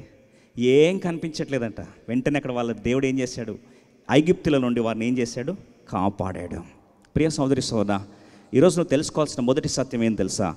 దేవుడు ఫరో సైన్యముల నుండి, వారి దాడిలో నుండి కాపాడాలి అని ఆశపడినప్పుడు మొట్టమొదటిగా ఫరోకు భయపడుతున్న వారి జీవితంలో వారు ఒంటరి వాళ్ళు అయిపోయామని భయపడుతున్నారు. అయ్యో మమ్మల్ని కాపాడే వాళ్ళు ఎవరు లేరే అని భయపడుతున్నారు. అలాంటి పరిస్థితుల్లో దేవుడు వారి వెనుక భాగానికి వచ్చేసారు. అంటే పరిస్థితులను బట్టి, బాగా వినండి, పరిస్థితులు బట్టి దేవుని యొక్క సన్నిధి దూతకు గుర్తయితే, దేవుని యొక్క మహిమ మేఘానికి గుర్తయితే, పరిస్థితులు బట్టి ఇశ్రాయేలు ప్రజల కొరకు దేవుని సన్నిధి వారి యొక్క పరిస్థితులు బట్టి ఎక్కడ పడితే అక్కడ దేవుడు ఏం చేస్తున్నాడు? తన్ను తాను వారికి అందుబాటులోకి వచ్చాడు. ఈ సత్యాన్ని మనం అర్థం చేసుకోవడానికి కొరకు మొదటి సత్యం ఏంటంటే, మన దేవుణ్ణి మనం ఆరాధించే దేవుడు ఎవరు తెలుసా అండి? హీఈస్ ఏ ఆమ్ని ప్రెజెంట్ గాడ్. సర్వవ్యాపి అయిన దేవుడు. మనం ఆరాధించే దేవుడు మొదటి సత్యం ఏంటండి? సర్వవ్యాపి. గట్టిగా చెప్తారా? సర్వవ్యాపి అంటే దేవుడు, నువ్వు అపాయంలో ఉన్నావు, నీ జీవితంలో పరిస్థితులన్నీ కూడా ఇరకాటంలో ఉన్నావు అన్నప్పుడు నిన్ను విడిచిపెట్టే దేవుడు కాదు. అందుకొరకే బలమైన ధైర్యం నీకు ఇవ్వడానికి నరమాత్రుడు నిన్ను ఏమి చేయగలడు అని మంచి ధైర్యం కలవారై ఉండునట్లుగా హెబ్రీ రాష్ట్ర పత్రిక 13వ అధ్యాయము 5వ వచనంలో 2వ భాగంలో చూస్తే, నేను నిన్ను విడువను, నిన్ను ఎడబాయను. ఈ మాట చెప్తా అంటాడు. ఎందుకు విడువడు ఎడబాయడంటే 6వ వచనం చదవండి. హెబ్రీ రాష్ట్ర పత్రిక 13వ అధ్యాయం 6వ వచనం త్వరగా. కాబట్టి ప్రభువు నాకు సహాయుడు. ఈ మాట వినండి. ప్రభువే నా సహాయుడు, నేను భయపడను. నరమాత్రుడు నాకు ఏమి చేయగలడు? What can man do unto me? తృణమాత్రుడకు నరునికి నువ్వు భయపడ నేలా? What is man that thou should be afraid of him? ఈరోజు ఫరోకు భయపడుతున్నావా నువ్వు? ఓ ఇశ్రాయేలు ప్రజలారా, ఫరోకు భయపడుతున్నారా? ఇదే భయము జీవితాంతము మీ మనసులో 430 సంవత్సరాలు భయపడ్డారు. ఇలాగే భయపడుతూ ముందు భవిష్యత్తులో బతకడానికి అవసరత లేదు. కాబట్టి ఈరోజు మీతో మాట్లాడబోతున్నా, నేనే దేవుణ్ణి, సర్వవ్యాపి అయిన దేవుణ్ణి. అంటే నువ్వు భయంలో ఉన్నప్పుడు, నీ పరిస్థితులు అక్కర్లో ఉన్నప్పుడు నిన్ను విడిచిపెట్టను, నిన్ను ఎడబాయననే దేవుణ్ణి. I will never leave you Nar forsake you. నిన్ను విడిచిపెట్టే దేవుణ్ణి కాదు. చాలాసార్లు దేవుడు మన జీవితంలో ఎర్ర సముద్రం లాంటి పరిస్థితులు వచ్చి విడిచిపెట్టబడిన అనుభవంలోకి నేను తీసుకెళ్తున్నాడా? ఈ రాత్రి ఒక మాట మీకు జ్ఞాపకం చేయాలని ఆశపడుతున్నా. చాలాసార్లు పెద్ద దిక్కుగా, స్థిరంగా, సేఫ్టీగా, సెక్యూర్గా ఉన్నంత వరకు మనం దేవుని మీద ఆధారపడే అవసరం మనకు రాదు. దేవుణ్ణి సర్వవ్యాపైన దేవుడు నిన్ను విడువడు, ఎడబాయడని ఇమ్మానుయేలు దేవుని మనం చాలాసార్లు అవసరత రాదు. ఎందుకంటే మనకు ఆల్రెడీ చూసుకునే వాళ్ళు పెద్ద దిక్కు మనకు ఉంటారు. అలాంటి పెద్ద దిక్కు ఉందట షడ్రకు, మెషక్, అబేద్నెగోలకి. ఎంత పెద్ద దిక్కు అంటే వారి పెద్ద దిక్కు పేరు డానియేల్. ఏం పేరండి? డానియేల్. ఇక డానియేల్ ఉంటే చాలు, వాళ్ళకి ప్రార్థన ఎలా చేయాలో నేర్పిస్తాడు, బాధలు వస్తే ప్రార్థన ఎలా ధూపం వేయాలో నేర్పిస్తాడు, సమస్య వస్తే భయపడకుండా దేవుడట, ఆ యొక్క రాజట జ్ఞానులందరినీ చంపేయమన్నాడు అని చెప్పినప్పుడు మీరు భయపడనక్కర్లేదు, ప్రార్థన ద్వారా తిరిగి మనం గెలవచ్చు అని చెప్పి వారికి ప్రార్థన ఆయుధాన్ని నేర్పించే ఒక దానియేలు వారి జీవితంలో ఉన్నాడు. ఎంత దానియేలు ఉన్నాడంటే వారికి కేవలము ఆత్మీయంగా నడిపించడం కాదండి, వారికి ఉద్యోగం రావాలని చెప్పి రాజు దగ్గరికి వెళ్ళి రికమెండేషన్ కూడా చేశాడు. అబ్బా ఆలోచించండి, ఆత్మీయంగా నడిపిస్తున్నాడు, ఉద్యోగ భిక్ష పెట్టాడు, వారి సెక్యులర్ వరల్డ్ని చూసుకుంటున్నాడు, ఆర్థిక పరిస్థితులు చూసుకుంటున్నాడు. వారికి ఏది కావాలన్నా సరే ఒక్క దిక్కు ఎవరు? డానియేల్. ఆయన ఉంటే చాలు. ఇలాగే కొనసాగిపోతూ ఉందట. ఒకరోజు ప్రభు అన్నాడు, ప్రభు ఆశపడ్డాడు, నేను ఎవరిని? సర్వవ్యాపి అయిన దేవుణ్ణి, విడువను, ఎడబాయను. ఈ సత్యము షడ్రకు, మెషకు, అబేద్నెగోలు ఎప్పుడు తెలుసుకుంటారు? వాళ్ళకి ఎప్పుడైనా సరే ఎవరు కావాలట? దానియేలు ఉంటే చాలు. ఎందుకంటే దానియేలు అన్నీ చూసుకుంటాడు. ఒకరోజు పరిస్థితి వచ్చింది. ఏంటి ఆ పరిస్థితి అంటే, ఈ యొక్క విగ్రహానికి కానీ మొక్కకపోతే, బంగారు ప్రతిమకు మొక్కకపోతే వారిని తీసుకెళ్ళి అగ్నిగుండంలో పడవేయాలని చెప్పి రాజు ఏం చేశాడు? శాసనాన్ని పాస్ చేశాడు. శాసనం పాస్ చేసేసరికి ఇప్పుడు షడ్రకు, మెషకు, అబేద్నెగోలు అన్నారు, ఇప్పుడు వారు గుర్తొచ్చిందంట, మేము ఆరాధించే దేవుడు మమ్మల్ని రక్షించినా సరే, రక్షించక పోయినా సరే మేము కానీ మొక్కమని చెప్పేసరికి ఇప్పుడు వారిని తీసుకెళ్ళి ఎక్కడ పడేస్తారు? అగ్నిగుండంలో పడేస్తారు. కానీ ఆలోచించండి, ఆ సందర్భంలో బైబిల్లో మీరు భూతద్దం వెతికినా కానీ దానియేలు కనపడడు.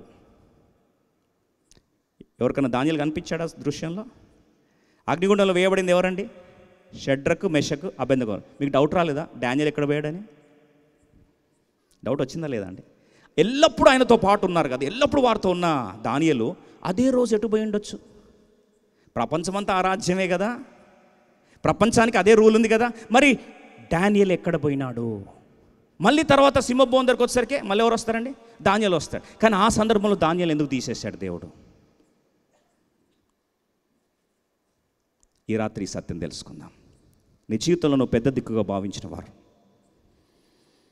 నీ జీవితంలో వాళ్ళు ఉంటే చాలు నాకు అని అనుకున్నవారు, నీ బలాన్ని,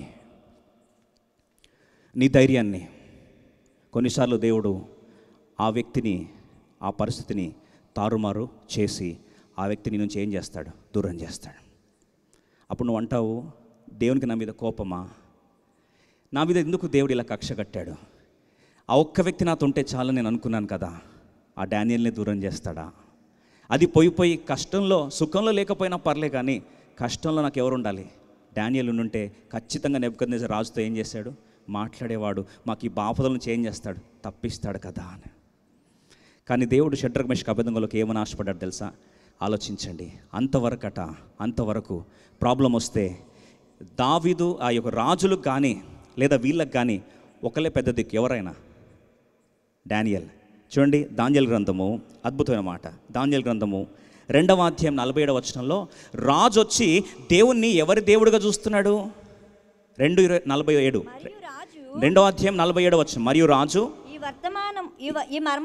ఈ మర్మములు బయలుపరచుటకు నీవు సమర్థుడవైతివే. నీ దేవుడు, ఈ మాట వినండి, నీ దేవుడు. డానియేలుతో అంటున్నాడు, ఈ దేవుడు ఎవరి దేవుడట? షడ్రకు, మెషకు, అబేద్నెగో దేవుడు కాదండి. ఆ రాజు ప్రకారం ఎవరి దేవుడు? ఈయన నీ దేవుడు. అంటే దానియేలు దేవుడు, దేవతలకు దేవుడును రాజులకు ప్రభువును మర్మములు బయలుపరచువాడునై ఉన్నాడని దానియేలుకు ప్రత్యుత్తరం ఇచ్చాను. చాలు. ఇప్పుడు రాజు అంటున్నాడు, దానియేలుతో అంటున్నాడు, దానియేలా నీ దేవుడు. ఇప్పుడు ఈ దేవునికి ఎవరి దేవుడట? దానియేలు దేవుడు. కానీ యాక్చువల్గా అక్కడ స్టోరీలో ఎవరెవరు ఉన్నారు? షడ్రకు ఉన్నాడు, మెషకు ఉన్నాడు, అబేద్నెగో ఉన్నాడు. మరి రాజు అనాలి కదా ఏమని? ఈ దేవుడు కేవలం దానియేలుకే దేవుడు కాదు, షడ్రకు, మెషకు, అబేద్నెగోల దేవుడు అని ఉండాలి కదా అనే అవసరత రాదు. ఎందుకంటే వారు డిపెండ్ అయిందంతా ఎవరి మీద అండి? దానియేలు మీదనే. కాబట్టి రాజు కూడా వచ్చి ఏమన్నారు? ఈయన దానియేలు దేవుడు అన్నాడు. వారికి అసలు ఉద్యోగం పెట్టించింది ఎవరు? ఎవరండి? రాజుతో మాట్లాడి ఉద్యోగం పెట్టించిందే దానియేలు. ఇప్పుడు వారిని తీసుకెళ్ళి దేంట్లో వేసాడు? అగ్నిగుండంలో వేశారు. బాగా వినండి, ఈ అగ్నిగుండంలో వేస్తున్నప్పుడు వారి పక్కన దానియేలు ఉన్నాడా? లేడు. ఈ అగ్నిగుండం అయిపోయేసరికి ఇప్పుడు వారి దేవుడు, అంతవరకు దానియేలు దేవుడైతే ఇప్పుడు రాజు వచ్చి ఆ దేవుని ఏమని సంబోధిస్తున్నాడు? దానియేలు గ్రంథము 3వ అధ్యాయము 28వ వచనం. Daniel chapter 3:28, 3:28. ఈ మాట వినండి. అప్పుడు రాజు వచ్చి అంటున్నాడు, షడ్రకు, మెషకు, అబేద్నెగో అను వీరి దేవుడు పూజార్హుడు. చాలు. ఒకప్పుడు ఈయన ఎవరి దేవుడు? గట్టిగా చెప్పాలి, దానియేలు దేవుడు. ప్రాబ్లం రాకముందు పెద్ద దిక్కున్నప్పుడు ఈ దేవుడు ఆ పెద్ద దిక్కుకు మాత్రమే దేవుడు. కానీ అగ్నిగుండంలో పడవేసినప్పుడు ఆ పెద్ద దిక్కును లేకుండా దేవుడు చేసినప్పుడు ఇప్పుడు ఈ దేవుడు ఎవరి దేవుడట? షడ్రకు, మెషకు, అబేద్నెగోల దేవుడు. ఈరోజు అబ్రహాము, ఇస్సాకు, యాకోబుల దేవ, మా తాతల దేవ, మా నాన్నల దేవ అంటే కుదరదు. దేవుడు నిన్ను కూడా ఏం చేస్తారంటే ఆ పెద్ద దిక్కును కదిలిచ్చి, నేను సర్వవ్యాపినైన దేవుడు, ఆమ్ని ప్రెజెంట్ గాడ్, నిన్ను విడువను ఎడబాయను అని వ్యక్తిగతంగా తన్ను తాను నీ జీవితంలో ఏం చేస్తాడు? బయలుపరుచుకుంటాడు. ఆలోచించండి, ఒకప్పుడు ఈ జాబులు ఎవరు పెట్టిన భిక్ష అండి? దానియేలు డానియేల్ రికమెండేషన్ జాబులు మీరు గౌరవిస్తారా? కష్టపడి తెచ్చుకున్న జాబులు మీరు గౌరవిస్తారా? రికమెండేషన్ జాబులు గౌరవిస్తారా? త్వరగా చెప్పాలి. కష్టపడిన జాబులే కదా. ఒకప్పుడు డానియేల్ రికమెండేషన్ వచ్చిన జాబ్ అది. ఇప్పుడు చూడండి, దానియేలు గ్రంథం 3వ అధ్యాయం 30వ వచనం. Daniel chapter 3:30 quickly. దానియేలు గ్రంథం 3వ అధ్యాయం 30వ వచనం. అంతట నుండి రాజు షడ్రకు మేషకు అబేద్నెగోను వారిని బబులోను సంస్థానములో హెచ్చించి. ఇప్పుడు ప్రమోషన్ వచ్చిందంట, కానీ డానియల్ రికమెండేషన్తో కాదు. బాగా వినండి, ఇప్పుడు ప్రమోషన్ వచ్చింది పెద్ద దిక్కు రికమెండేషన్తో కాదు. వారి దేవుడు షడ్రక్ మెషక్ అబేద్నెగోల దేవుడు అనే సత్యాన్ని రాజు గుర్తెరిగాడు కాబట్టి వారి స్వంతంగా దేవుని గురించిన ఎరుక బట్టి దేవుడు వారిని ఎక్కడ తీసుకొచ్చాడు? ఉన్నతమైన స్థాయికి తీసుకొచ్చాడు. అర్థమవుతుంది? ఒకసారి చేతండి. దేవుడు అటు రీతిలో ఈ రాత్రి విడువను ఎడబాయనని చెప్పిన దేవుడు ఈ రాత్రి మన వ్యక్తిగతంగా మన దేవుడు అవునుగాక. అప్పుడైతే ఏమవుతావు తెలుసా? అప్పుడు ఎవరిని కదిలించినా సరే నీ పక్కన దానియేలు లాంటి పెద్ద దిక్కులు కానీ ఇంకెవరినైనా సరే పక్కన జరిగితే కూడా ఆ వ్యక్తి కదల్చబడి ఎలా ఉంటాడు తెలుసా అండి? కదలని సియోను కొండలాగా ఉంటాడు. ఈ రాత్రి నువ్వు ఆ స్థాయికి రావాలి. ఏ స్థాయికి రావాలంటే, ఆకాశమందు నీవు తప్ప నాకు ఎవరున్నారయ్యా, నీవు నాకుండా ఈ లోకంలో నాకు ఏదే అక్కర్లే. ఆసాపు చెప్పిన స్టేట్మెంట్ ఈరోజు మనం ఆ మాట చెప్పగలాలి. అందుకొరకే ఈ రాత్రికాల సందర్భంలో దానియేలు ద్వారా దేవుడు మాట్లాడుతూ ఉన్నాడు. షడ్రక్ మెషక్ అబేద్నెగోలు ఏ స్థాయికి వచ్చేసారంటే, అయ్యో ఎన్ని రోజులు మేము దానియేలు దేవుడు మా దేవుడు, దానియేలు దేవుడు మా దేవుడు కాదు. ఈయన ఎవరు? షడ్రక్ మెషక్ అబేద్నెగోల దేవుడు. అందుకు కొన్నిసార్లు పెద్ద దిక్కు ఉన్న దానియేలు దేవుడు మనల్ని ఏం చేస్తాడు? మన నుంచి దూరం చేస్తాడు. కొన్నిసార్లు సంఘానికి పెద్ద దిక్కు ఎవరు తెలుసా? సంఘ కాపరి. ఆయన ఉంటే చాలు అనుకుంటాం కదా. కొన్నిసార్లు దేవుడు ఏం చేస్తారంటే, నేను కేవలం స్వెన్ ఎడ్వర్డ్స్ గారి దేవుడినే కాదు, ఇప్పుడు చెప్పాలి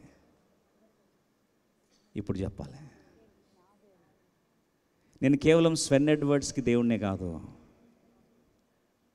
నేను స్వప్న ఎడ్వర్డ్స్ కూడా దేవుణ్ణి, నేను స్టీవ్ ఎడ్వర్డ్స్ కూడా దేవుణ్ణి, స్టారీ కూడా నేను దేవుణ్ణి, సంఘంలో ప్రతి దేవుని బిడ్డ కూడా నేనే దేవుడని.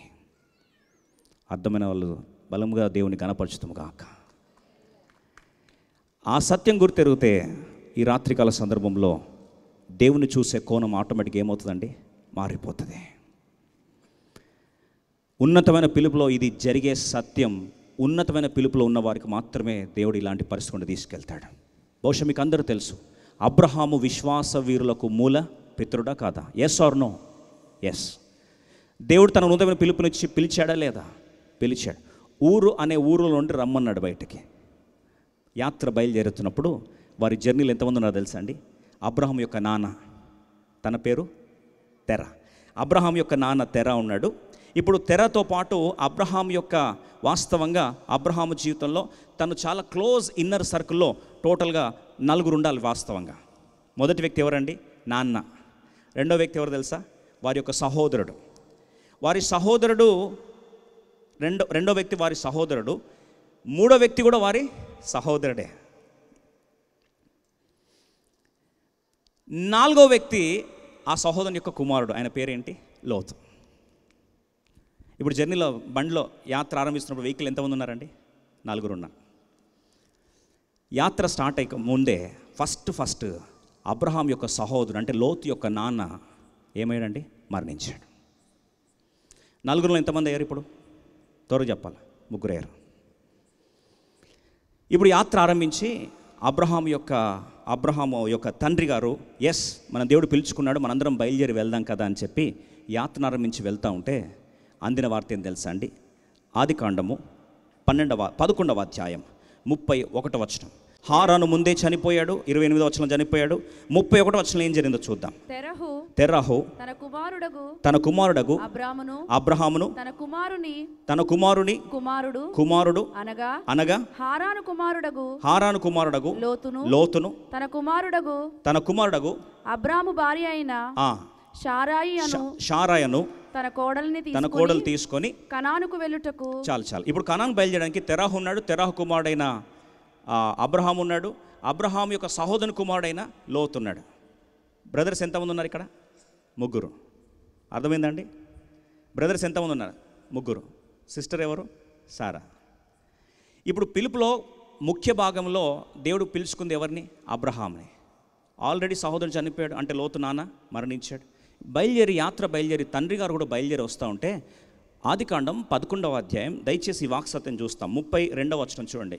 32వ వచనం తెరాహు బ్రతికిన దినములు 205 ఏండ్లు. 205 ఏండ్లు. తెరాహు హారానులో మృతి పొందెను. హారాన్లో ఏమయ్యాడండి? మృతి పొందెను. బాగా వినండి, బాగా వినండి. అబ్రహాము, లోతు, అబ్రహాం యొక్క తండ్రి తెరహ, శారా, నలుగురు వెళ్తున్నారు యాత్రలో. నలుగురు వెళ్తూ ఉంటే దీంట్లో నెక్స్ట్ ఎవరు చనిపోయారండి? తెరాహు చనిపోయాడు. అంటే అబ్రహాం యొక్క నాన్న మరణించాడు. ఇప్పుడు మిగిలిన ఎంతమంది? మిగిలిన ఎంతమంది అండి? ముగ్గురే. అబ్రహాము, శారా, లోతు, ముగ్గురే మిగిలారు. టోటల్ అందరు కలిసి ముగ్గురు మిగిలారు. లెక్క అర్థమవుతుందా? చేయొద్దండి. ఇప్పుడు ముగ్గురు మిగిలితే బాగా వినండి. అబ్రహాం అనుకున్నాడు, సరే నాతో పాటు ఎవరున్నారు? లోతున్నాడు, ఈ లోతున్నాడు, తర్వాత నా భార్య ఉంది అని, చాలే నాకు పిల్లలు లేకపోయినా సరే నాకు ఎవరున్నారు? లోతున్నాడు, అంటే నా సహోదరుని కొడుకున్నాడని చెప్పి యాత్ర బయలుదేరి వెళ్తూ ఉంటే దేవుడు లోతుని దీవిస్తున్నాడు, అబ్రహాం దీవిస్తున్నాడు. ఎంతగా దేవుడు లోతుని దీవిస్తున్నా అంటే సహోదరుని కొడుకుని నా కొడుకు అనుకొని భావించి తన పెట్టుబడిని బహుశా అబ్రహామే ఇచ్చి వ్యాపారం చేసి రేపు నాతో బతుకుతున్నాడు, నా మీద బతుకుతున్నాడనే భావన తనకు రావద్దని చెప్పి తనకంటూ సపరేట్ బిజినెస్ని స్టార్ట్ చేసి ఇస్తే చివరికి తన పశువుల కాపర్లు, ఈ లోతు పశువుల కాపర్లు ఇద్దరు ఏం చేస్తున్నట్టండి? పోట్లాడుకుంటూ ఉన్నారు. పోట్లాడుకుంటూ ఉండేసరికి ఇప్పుడు వారిద్దరి మధ్యలో వైరం పెరిగిపోతూ ఉంది. పనుల్లో ప్రాబ్లం అయ్యేసరికి చివరికి డిఫరెన్స్ ఎవరికి వచ్చేసింది? అబ్రహాముకి, లోతుకు వచ్చేసింది. లాస్ట్కి అప్పుడు అబ్రహాం అన్నాడు, ఏంటి పరిస్థితి అని చెప్పి, అయ్యా నీకు ఏది కావాలో నీ ప్రాంతం నువ్వు చూసుకొని నువ్వేం చేయొచ్చు, నువ్వు వెళ్ళొచ్చు, బలవంతం కాదు, నీకు ఇష్టమైన ప్రాంతమే తీసుకో, నువ్వు విడిచిపెట్టేస్తావు కదా ఆ ప్రాంతం నేను తీసుకుంటానేసరికి ఒక్క నిమిషం కూడా అదేంటయ్యా నువ్వు నా తండ్రి లాంటి వాడివి, అట్లా నేను విడిచిపెట్టి వెళ్తా అని చెప్పి ఒక్క మాట కూడా చెప్పలేదటండి. ఆఫర్ ఇచ్చిన వెంటనే ఏం చేశాడండి? నెక్స్ట్ సెకండే గుడ్ బాయ్, వెళ్ళొస్తా అని చెప్పి బాయ్ చెప్పి వెళ్ళిపోయాడు. ఇప్పుడు మీరు చూడండి, పిలుపు ఆరంభించబడుతూ ఉన్నతమైన పిలుపులోని యొక్క మహాశయుని జీవితంలో తండ్రిని కోల్పోయాడు, సహోదరుని కోల్పోయాడు, తన కొడుకులాగా భావించిన లోతు కూడా ఏమయ్యాడండి? విడిచిపెట్టి వెళ్ళిపోయాడు. అబ్రహాము ఒంటరివాడయ్యాడు. I just want you to think about this. పిలుపులో దేవుడు అబ్రహాంని ఒంటరివాడిని ఎందుకు చేయాలి? అసలు ఒంటరివాడిని చేయాల్సిన అవసరం ఏంటి?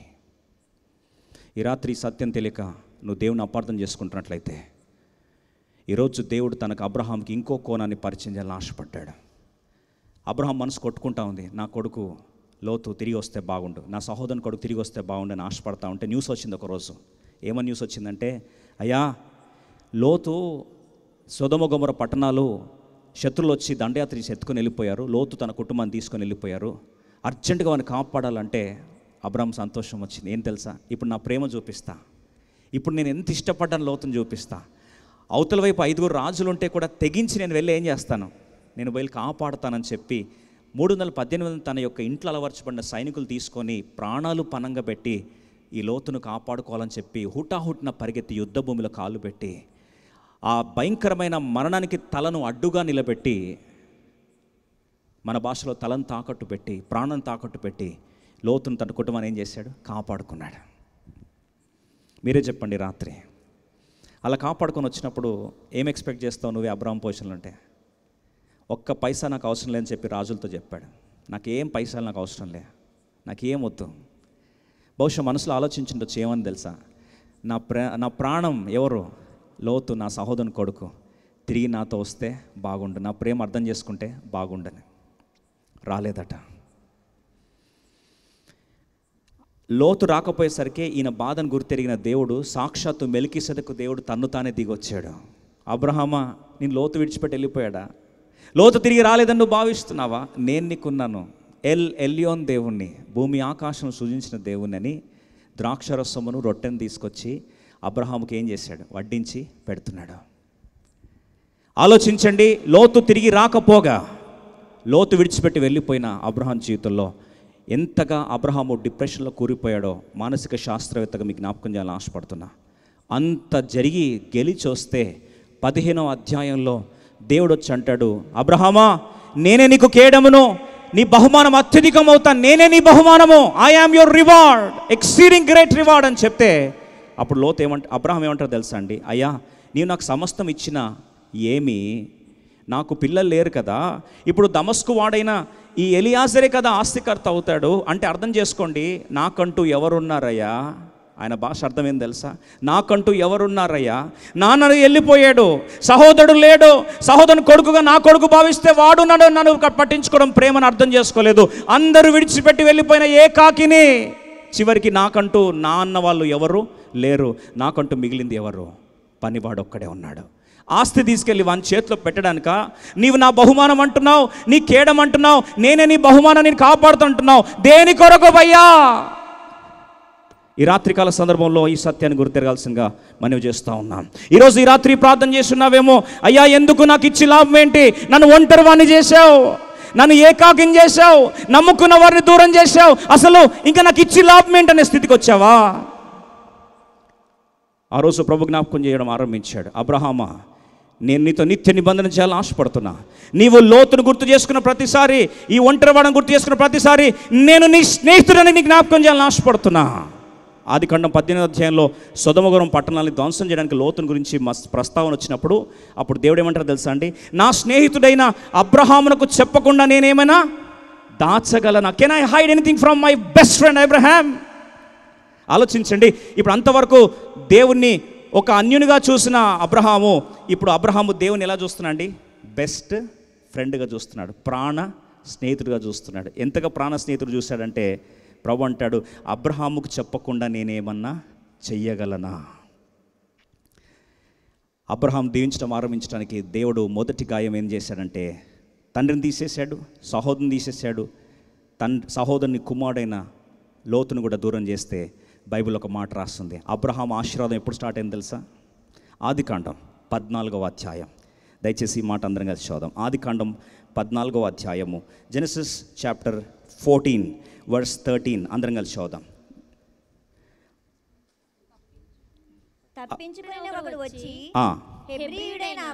క్షమించండి, జెనసిస్ చాప్టర్ 13 వర్స్ 14, 13-14, ఆదికాండం 13వ అధ్యాయం 14. తన తమ్ముడు చెరపట్టబడినని విని తన ఇంట పుట్టి అలవర్చబడిన 310 మండుగురిని వెంట పెట్టుకుని తాను మట్టుకు ఆ రాజులను తరిమెను.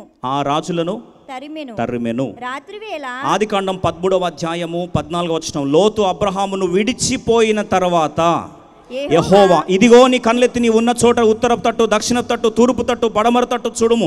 ఎందుకనగా నీవు చూచి నీ దేశం అంతటిని నీకును నీ సంతానమును సదాకాలము ఇచ్చేదను, మరియు నీ సంతానము భూమి మీద నుండి రేణుల వలె విస్తరింపజేసేదను. ఒకడు భూమి మీద నుండి రేణువులు లెక్కింపగలిగినట్లా నీ సంతానం కూడా లెక్కింపవచ్చు. నీవు లేచి ఈ దేశం యొక్క పొడుగును వెడల్పును దానిలో సంచరించుము, అది నీకిచ్చేదనని అబ్రహాముతో చెప్పెను. ఎప్పుడట ఇంత ఆశీర్వాదం అంతా వర్షంలాగా కురిపించబడింది? ఎప్పుడు తెలుసా? 14వ వచనం, లోతు అబ్రహామును విడిచిపోయిన తరువాత. అబ్రహాము చరిత్ర మారింది ఎప్పుడు తెలుసా అండి? అందరూ ఆయనను విడిచి వెళ్ళిపోయినప్పుడు అబ్రహాం మిగిలింది ఒకే ఒకడు, ఆయనే తన స్నేహితుడు, ఆ స్నేహితుడైన దేవుడు. ఈ రాత్రి ఈ ప్రశ్న అడగాలని ఆశపడుతున్నా. నువ్వు దేవుణ్ణి ఈ కోణంలో చూడడానికి ఎప్పుడన్నా ప్రయత్నించావా? ఎవరు నేను విడిచిపెట్టినా విడిచిపెట్టకపోయినా ప్రభు జ్ఞాపకం చేస్తుంటున్న మాట, నేను విడువను ఎడబాయనని చెప్పిన నీ స్నేహితుడైన దేవుణ్ణి ఒక్క నిమిషం ఆలోచించడానికి ప్రయత్నించావా? Did you ever think about this? ఒక మాట చదివితే నాకు గగురుపాటు కలిగింది. చాలా తరాలు అయిపోయినాయంట. అబ్రహాం పక్షంన లోతు లేడు, నాన్న లేడు, చివరికి ఎలియాజర్ అనుకుంటే ఎలియాజర్ కూడా లేడు. కానీ అబ్రహాము తరతరాలు కోటాను కోట్లుగా దేవుడు దీవిస్తున్నాడట. ఆ దీవిస్తున్న సందర్భంలో ఎందుకు దీవించాడో దేవుడు లాజిక్ చెప్పడం ఆరంభించాడు. యెషయా గ్రంథం 41వ అధ్యాయం చూడండి మాట. ఐషియా చాప్టర్ 41 వర్స్ 8, 8వ వచనం త్వరగా చదువుదాం. యెషయా గ్రంథం, నా సేవకుడైన ఇశ్రాయేలు, నేను ఏర్పరచుకున్న యాకోబు, నా స్నేహితుడైన అబ్రహాము సంతానమా. ఇప్పుడు ఆ సంతానంతో అంటున్నాడు, యాకోబునేమో సేవకుడు అంటున్నాడు. యాకోబు అంటే సర్వెంట్ అంట, కానీ అబ్రహాం ఎవరంట అండి? స్నేహితుడు అంట. పనోడు ఎక్కువనా స్నేహితుడు ఎక్కువనా? మీకు బెస్ట్ ఫ్రెండ్కి ఎక్కువ చేస్తారా, మీ పనోడికి ఎక్కువ చేస్తారా? బెస్ట్ ఫ్రెండ్కి. దేవుడు అంటున్నాడు, యాకోబు నా పనోడు సేవకుడు, కానీ అబ్రహాము నా స్నేహితుడు. ఓ అబ్రహాము సంతానం కదా మీరు, నా బెస్ట్ ఫ్రెండ్ కొరకు నేను మీకు అన్నీ చేస్తా. ఎందుకంటే ఆ బెస్ట్ ఫ్రెండ్ ఒకప్పుడు ఏమైపోయాడు తెలుసా? అందరూ విడిచిపెట్టిన ఒంటరివాడైనప్పుడు ఆ రోజు నన్ను స్నేహితునిగా చేసుకున్నాడు. అందరూ విడిచిపెట్టొచ్చు, కానీ నేను మాత్రం అబ్రహామును కానీ తన సంతానాన్ని కానీ ఎన్ని తరాలైనా సరే విడిచిపెట్టే ప్రసక్తి లేదు. తరాలు తరాలు తరాలు తరాలు ఏమైనాయండి, ఆశీర్వదించబడుతూ వచ్చారట.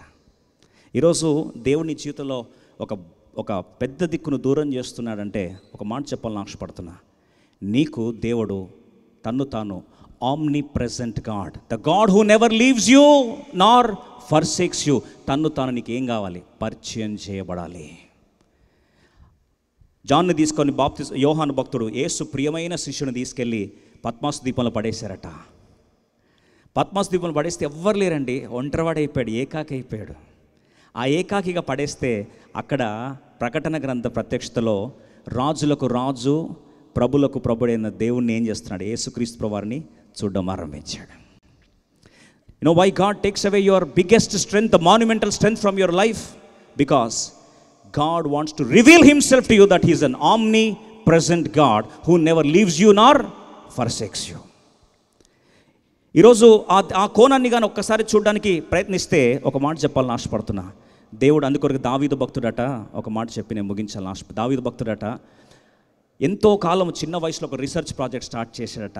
నిజంగా దేవుణ్ణి నమ్ముకున్న వారు, దేవుణ్ణి ఆశ్రయించిన వారు, దేవుణ్ణే ప్రాణంగా పెట్టుకున్న వారు ఒకవేళ కొనిపోబడితే వాళ్ళ పిల్లల పరిస్థితి ఏమవుతుంది, వాళ్ళు భిక్షమెత్తుతారేమో చూద్దామని చెప్పి పాపం ఈగర్గా వెయిట్ చేస్తున్నాడట ఏమవుతుందని. ఎదుగుతున్నాడు. చాలామంది నీతిమంతులు కొనిపోబడుతూ ఉన్నారు. అదంతా అయినా చూస్తూ ఉన్నాడు. చూసిన తర్వాత లాస్ట్కి జీవిత చర్మాంకంలో చాలా కాన్ఫిడెంట్గా కీర్తన ఆడడం ఆరంభించాడు. 37వ కీర్తన, త్వరగా 37వ కీర్తన 25వ వచనం త్వరగా చదువుకుందాం. నేను చిన్నవాడనై ఉంటిని, ఇప్పుడు ముసలివాడనై ఉన్నాను. ఆయనను నీతిమంతుడు విడవబడట గాని ఆయన సంతానము భిక్షమెత్తుట గాని నేను చూచి ఉండలేదు. చాలండి అని అంటాడు. నేను చిన్నప్పటి నుంచి ఇప్పుడు దాకా చూస్తున్నా, నీతిమంతుని సంతానము భిక్షమెత్తడం కానీ వారు విడిచిపెట్టబడుట కానీ నేను చూడలే. అంటే వారి పక్షమున ఆ దేవుడు ఎవరు, ఆమ్ని ప్రెజెంట్ గాడ్, సర్వవ్యాపి అయిన దేవుడని నేను వారి జీవితంలో చూస్తూ వచ్చాను. ఎవరినన్నా దేవుడు విడిచిపెడతాడేమో, కానీ తండ్రి లేని వారి పక్షమున, విధురాలి పక్షమున ఆ నీతిమంతుని యొక్క స్నేహితుడు ఏం చేస్తాడో తెలుసా, ఏమైపోతాడంట తెలుసా అండి? రండి ఒక్కసారి ఈ మాట చదువుకుందాం. కీర్తన సామెతలు 23వ అధ్యాయము, Proverbs chapter 23 verse 10 and 11 please. 10-11 వచనంలో దేవుడు జ్ఞాపకం చేస్తూ అంటాడు, పొలిమేర రాతులు తీసివేయొద్దు. ఈ మాట వినండి, తల్లిదండ్రులు లేని వారి పొలములోకి మీరు చొరబడకూడదు. ఎందుకంటే ఎందుకు మీరు వెళ్ళొద్దు వారి జోలికంటే వారి విమోచకుడు బలవంతుడు ఆయన వారి పక్షమున వ్యాజ్యమాడతాడట. దేవుడు ఎంత రోషం గల దేవుడు అంటే వారి పక్షాన్ని ఏం చేస్తాడంట అండి, వ్యాజ్యమాడతాడట. He fights on their behalf. ఈరోజు దేవుడు దానియేలుని దూరం చేశాడు నీ జీవితంలో, తెరాహును దూరం చేశాడు అబ్రహాము నీ జీవితంలో, లోతును దూరం చేశాడు అబ్రహాము నీ జీవితంలో. ఈరోజు నీ యొక్క ధైర్యం అని భావించిన వారిని ఈరోజు దేవుడు నీ నుంచి దూరం చేసి ఉన్నాడా? ఈరోజు ప్రభు జ్ఞాపకం చేస్తున్నాడు, తండ్రి లేని వారి పక్షంనట, విధురాలి పక్షంనట దేవుడు వారిని ముడితే బైబిల్ రాస్తుంది, వారి పక్షమున వ్యాజ్యమాడతాడు, రోషంతో ఊగిపోతాడట దేవుడు. ఈరోజు తండ్రి లేడు నాకని బాధపడుతున్నావా? నా భర్త లేడు నాకని బాధపడుతున్నావా? ఈ లైవ్లో వాక్యం వింటున్న ప్రియ సోదరి నీ కుటుంబంలో ప్రియమైన వారిని దేవుడు తీసుకొని వెళ్ళిపోయాడా?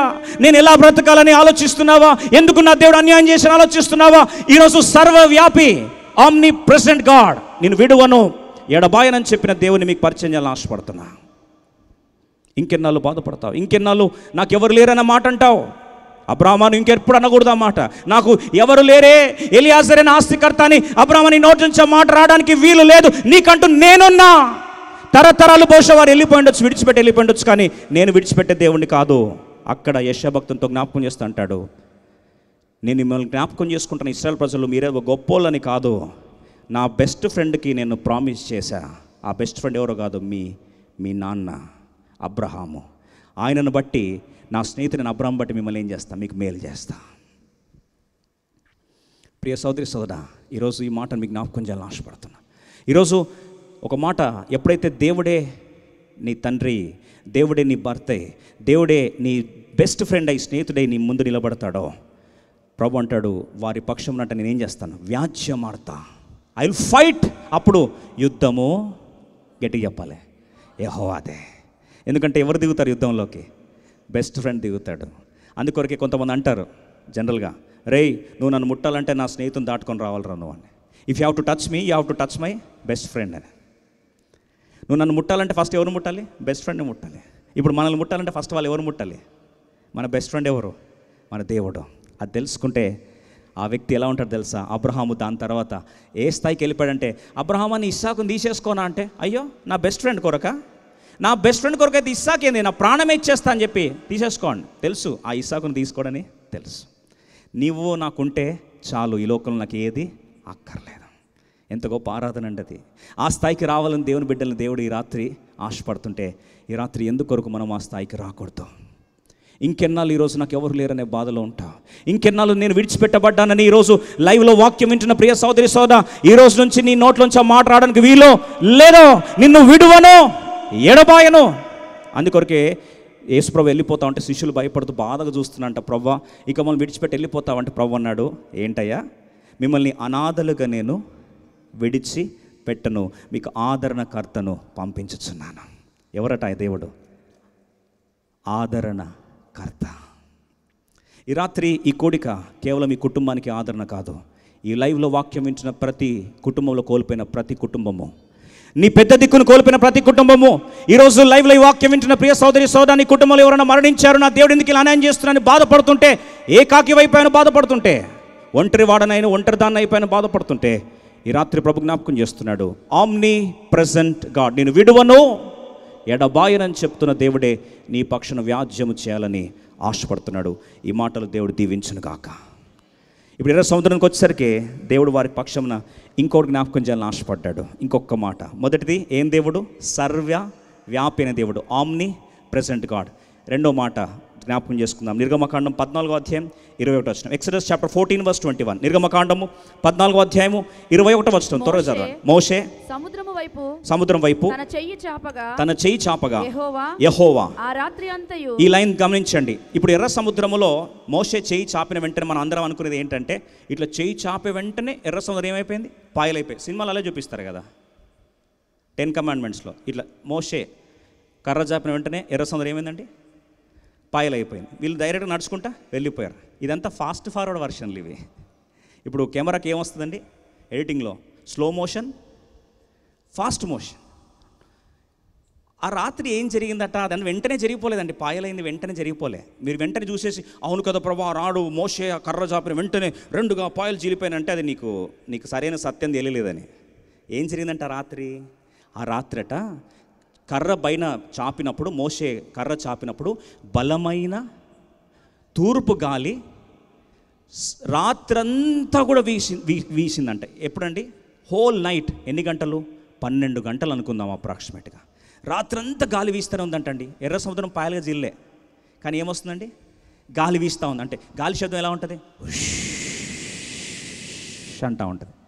కానీ ఎర్ర సముద్రం ఇంకా 2 ముక్కలు కాలేదట. వీస్తూనే ఉంది. రాత్రంతా వీస్తుంది. ఇప్పుడు మీరు ఉన్నారండి, రాత్రంతా వెనకలేమో ఫరో శబ్దాలు, రథాల శబ్దాలు వినిపిస్తుంది, ముందేముంది? ఎర్ర సముద్రం ఉంది. కానీ మీకు వినిపించేది మాత్రం అంతే. మీకు ఎలా ఉంటుంది చెప్పండి? అసలు ఏం చేస్తున్నాడు దేవుడు మా జీవితాలతో? ఇంతవరకు ప్రశాంతతనే ఉంది, ఇప్పుడు ఏమొస్తుంది?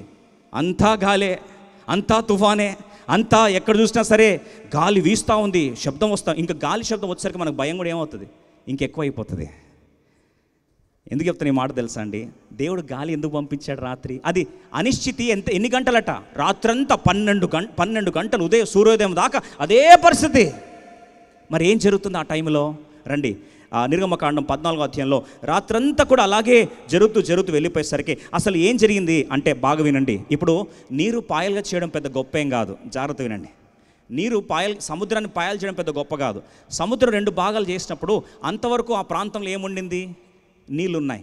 ఇప్పుడు నీరు అటొక ఏకరాశిగా అటొక గోడ ఇటొక గోడ నిలబెట్టిన తర్వాత అంతవరకు నీళ్ళున్న ప్రాంతంలో ఆ ప్రాంతం తడిగా ఉంటుందా, ఆరిపోతుందా? త్వరగా చెప్పాలి. తడిగా ఉంటుంది. ఇప్పుడు తడి ఉన్న ప్రాంతంలో ఒకవేళ మీరు కారు తీసుకొని లోపలికి ఎంటర్ అవుతే కారు ఏమవుతుంది? దిగబడుతుంది. నడుచుకుంటూ పోతే మీ కాళ్ళు ఏమవుతాయి? దిగబడతాయి. ఇప్పుడు గాలి ఎందుకు ఇచ్చాడు దేవుడు అంటే, నా బిడ్డలు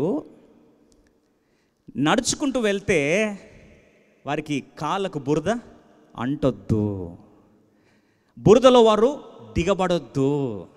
కాబట్టి నేను ఏం చేస్తాను? గాలిని అనుమతిస్తాను. అందుకొరకే రెండవది ఏంటంటే, ఆయన సర్వ జ్ఞాని. గట్టిగా చెప్తారండి, సర్వ జ్ఞాని. ఆమ్నిషియంట్ గాడ్ అంటే సమస్తము ఆరంభంలోనే అంతమును, మన యోగక్షేమాలు, మన మేలు కోరి సమస్తమును ఆయన జ్ఞానము కలిగిన దేవుడు. హీఈస్ ఎ ఆల్ నోయింగ్ గాడ్. నీకు కొద్ది దూరమే తెలుసు, అరే సముద్రం ఎందుకండి 2 ముక్కలు ఇంకా అవ్వలేదు అంటావు, నువ్వు అదే చూస్తావు. కానీ ప్రభు ఏం చేస్తారంటే, సముద్రం 2 ముక్కలు అవ్వడమే కాదు, నా బిడ్డలు నడుచుకుంటూ వెళ్తున్నప్పుడు ఆ ప్రాంతం అంతా ఏం కావాలి? ఆరిన నేలగా ఉండాలి అని ఆశపడతాడు. చూడండి, ఇదంతా వర్షాలు పడిన తర్వాత మనం కారు వేసుకొని పోతే కారు ఏమంతా వెళ్ళి దిగబడుతుంది. చూడండి, ఇంకోటి చూడండి, అది ఎంతవరకు గాలి రావాలంట? ఎంత జ్ఞానం గల దేవుడో చూడండి. దేవుడు నీ పట్ల ఎంత జ్ఞానం గలవాడంటే, నీకు అర్థం కాకపోవచ్చు, గాలిలాగా అది శబ్దాలు తరంగాలు వచ్చి ఏమైపోతున్న లైఫ్ అని నేను బాధపడుతుండొచ్చు. కానీ దేవుడు సర్వజ్ఞాని గల దేవుడు, నీకు మేలు కోరి సమస్తము నీ వెనకల ఎంత అద్భుతంగా చేస్తున్నాడంటే, ఆ రాత్రంతా గాలి ఇచ్చిందంట, కేవలం 12 గంటలు మాత్రమే. దాని తర్వాత ఏమైంది చూడండి. ఎందుకు గాలి మరి 2 రోజులు 3 రోజులు వీయొచ్చు కదా? ఇప్పుడు ఎండడానికి కొరకు బట్టలు ఎప్పుడు ఆరేస్తారండి? మీరే చెప్పండి. బట్టలు ఆరేయడానికి తడిసిపోయారు, బట్టలు ఆడడానికి ఎంతసేపు చేస్తారు? కొద్ది టైం వరకు ఆరేస్తారు కదా. ఒక అంత వాతావరణం బాగాలేకపోతే ఎక్కువసేపు ఆరేయాల్సి వస్తుంది, లేకపోతే ఫంగస్ వస్తుంది మనకు కదా. రోడ్డు ఎండడానికి కొరకు బురద పడిన తర్వాత ఎన్ని రోజులు ఎండుతుందండి? చాలా రోజులు ఆ ఎండ పడి పడి పడి అదంతా ఎండుతుంది కదా. కానీ దేవుడు అంటే కేవలం 12 గంటలు ఎండడానికి చేశాడు. ఎందుకు తెలుసా అండి? బాగా వినండి. 24-25 వచనాల్లో 25 వచనం అద్భుతమైన మాట ఏంటంటే, వీరు దాటి వెళ్ళాలంట. బాగా వినండి, ఇశ్రాయేలు ప్రజలు దాటి వెళ్ళాలి. ఇశ్రాయేలు ప్రజలు దాటి వెళ్ళేదాకా ఆరిన నేలలాగా ఉండాలి. ఏది? రూట్ అంతా కూడా నేషనల్ హైవే ఆరిన నేల. ఎంతవరకు ఆరిన నేలగా ఉండాలి? ఇశ్రాయేలు ప్రజలు దాటేంతవరకే ఆరిన నేలగా ఉండాలి. ఇప్పుడు పైన లేయర్ మాత్రమే ఆరింది. 12 గంటల గాలికి కేవలం పైన భాగం మాత్రం ఆరింది, కింద భాగం అంతా ఎలా ఉందండి? పచ్చిగా ఉంది. ఇప్పుడు సుమారు 20 లక్షల మంది పైన భాగంలో దాటేశారు. ఆ ప్రాంతం అంతా కూడా ఇప్పుడు కిందకి ఏమవుతుంది? దిగుతుందా దిగదా అండి? దిగుతుంది. దిగిన తర్వాత కింద ఏ భాగం వస్తుంది? బురద భాగం వస్తుంది. వీళ్ళు దాటేశారట, కరెక్ట్ బురద భాగం వచ్చింది. వీళ్ళు అనుకున్నారు, ఎవరు? ఐగుప్తీయులు. రోడ్ నేషనల్ హైవే లాగా అంత బాగా పోయారు కదా అని పొలోమని ఏం చేశారండి? రథాలు తీసుకొని పరిగెడతా ఉన్నారట. ఇప్పుడు 25 వచ్చిన చూడండి ఏమైందో. వారి రథచక్రములు ఎట్లా ఊడిపడుతుందండి? ఎట్లా ఊడిపడుతుంది? ఆబ్రకదాబ్రా అనాలా? ఎట్లా ఊడిపడుతుంది? ఆ బురద కేవలము దేవుడు గాలిని పంపించింది ఎంతవరకు అంటే, నా బిడ్డలు దాటి వెళ్ళే వరకే అది ఎండిన నేలగా ఉండాలి. ఆ ఫస్ట్ లేయర్ అంతా వీళ్ళు నడిచి ఏమవుతుంది? కింద కూరుకుపోతుంది. కూరుకుపోయినప్పుడు కిందంతా ఉండేది ఏంటి? బురద మాత్రమే. ఇప్పుడు ఐగుప్తులు బయలుదేరి వచ్చిన వెంటనే వాళ్ళ రథాలు చక్రాలు అన్నీ కూడా ఏమైపోయాయండి? స్టక్ అయిపోయి ఊడిపోయాయంట. అందరు టైర్లు అక్కడ స్టక్ అయిపోయాయి, బండిలో వాహనాలన్నీ కూడా, రథాలన్నీ కూడా దానిలో స్టక్ అయిపోయాయి. వాళ్ళకి అర్థం కావట్లే, ఇదేంటండి? వాళ్ళు పోతుంటేనేమో ఆరిన నేల, అదే నేలలో మేము వర్షమేం పడలేదే, ఇంకా పక్కన ఇంకా ఆ యొక్క ఏకరాశిగా నీళ్ళు అలాగే ఉండిపోయాయి. కానీ మా టైర్లు ఎందుకు, మా రథముల యొక్క చక్రాలు ఎందుకు మునుగుతున్నాయి, వారిది ఎందుకు మునగలే? ఒక సైంటిఫిక్ రీసెర్చ్ టీమ్ పెట్టుంటే వాళ్ళు చెప్తారు, ఒరే పిచ్చి వెదోలారా, వాళ్ళ దేవుడు అప్పుడు చెప్పారట. రాసుంచండి, ఆ మాట రాసుంచండి. అప్పుడు అర్థమైంది వాళ్ళకి. రీసెర్చ్ చేస్తే అదేంటండి, వాళ్ళు పోతేనేమో 6 నెలలు ఉంది, మేము బయలుదేరితే టైర్లు ఊడిపోతున్నాయి, ఏమవుతుందని ఒక ఇన్వెస్టిగేషన్ చేసి అప్పుడు వాళ్ళు కంక్లూజన్ ఇచ్చారట. రీసెర్చ్ ప్రాజెక్ట్ న్యూస్లో వచ్చింది. ఏమని చెప్తున్నారు చూడండి. యెహోవా వారి పక్షమున యుద్ధము చేయుచున్నాడని చెప్పుకొనిరి. యెహోవా వారి పక్షాన ఏం చేస్తున్నట? యుద్ధం చేస్తూ ఉన్నాడు.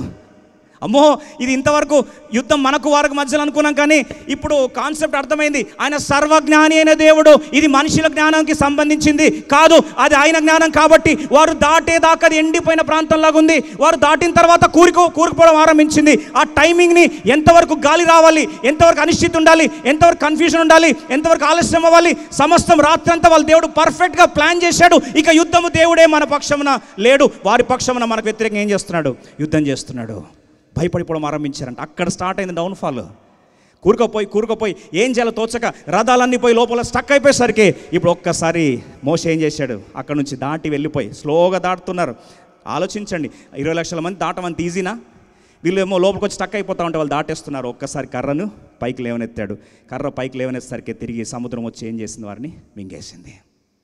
ఈ రాత్రి ప్రశ్న అడగాలని ఆశపడుతున్నా. ప్రియ సోదరి సోదరా, దేవుడు నీ జీవితంలో ఆయన సర్వజ్ఞాని అని నువ్వు అర్థం చేసుకుంటే నువ్వు దేవుణ్ణి ఎప్పుడు కూడా ప్రశ్నించడానికి నువ్వు సాహసం చేయవు, నువ్వు ఆయన అపార్థము చేసుకోవు.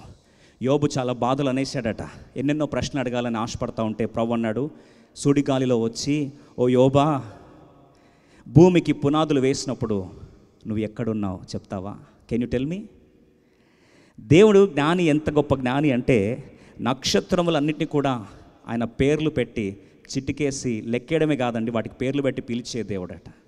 భూమిలో ఈ యొక్క విశ్వాంతరాలంలో యూనివర్స్లో ఎన్ని నక్షత్రాలు ఉన్నాయో తెలుసా? ఆస్ట్రానమర్స్ ఏల్ యూనివర్సిటీ వారు రీసెర్చ్ చేసి ఎన్ని నక్షత్రాలు ఉన్నాయని చెప్పి వారికి ఉన్న టెక్నాలజీ ప్రకారం కొన్ని కనిపెట్టారట.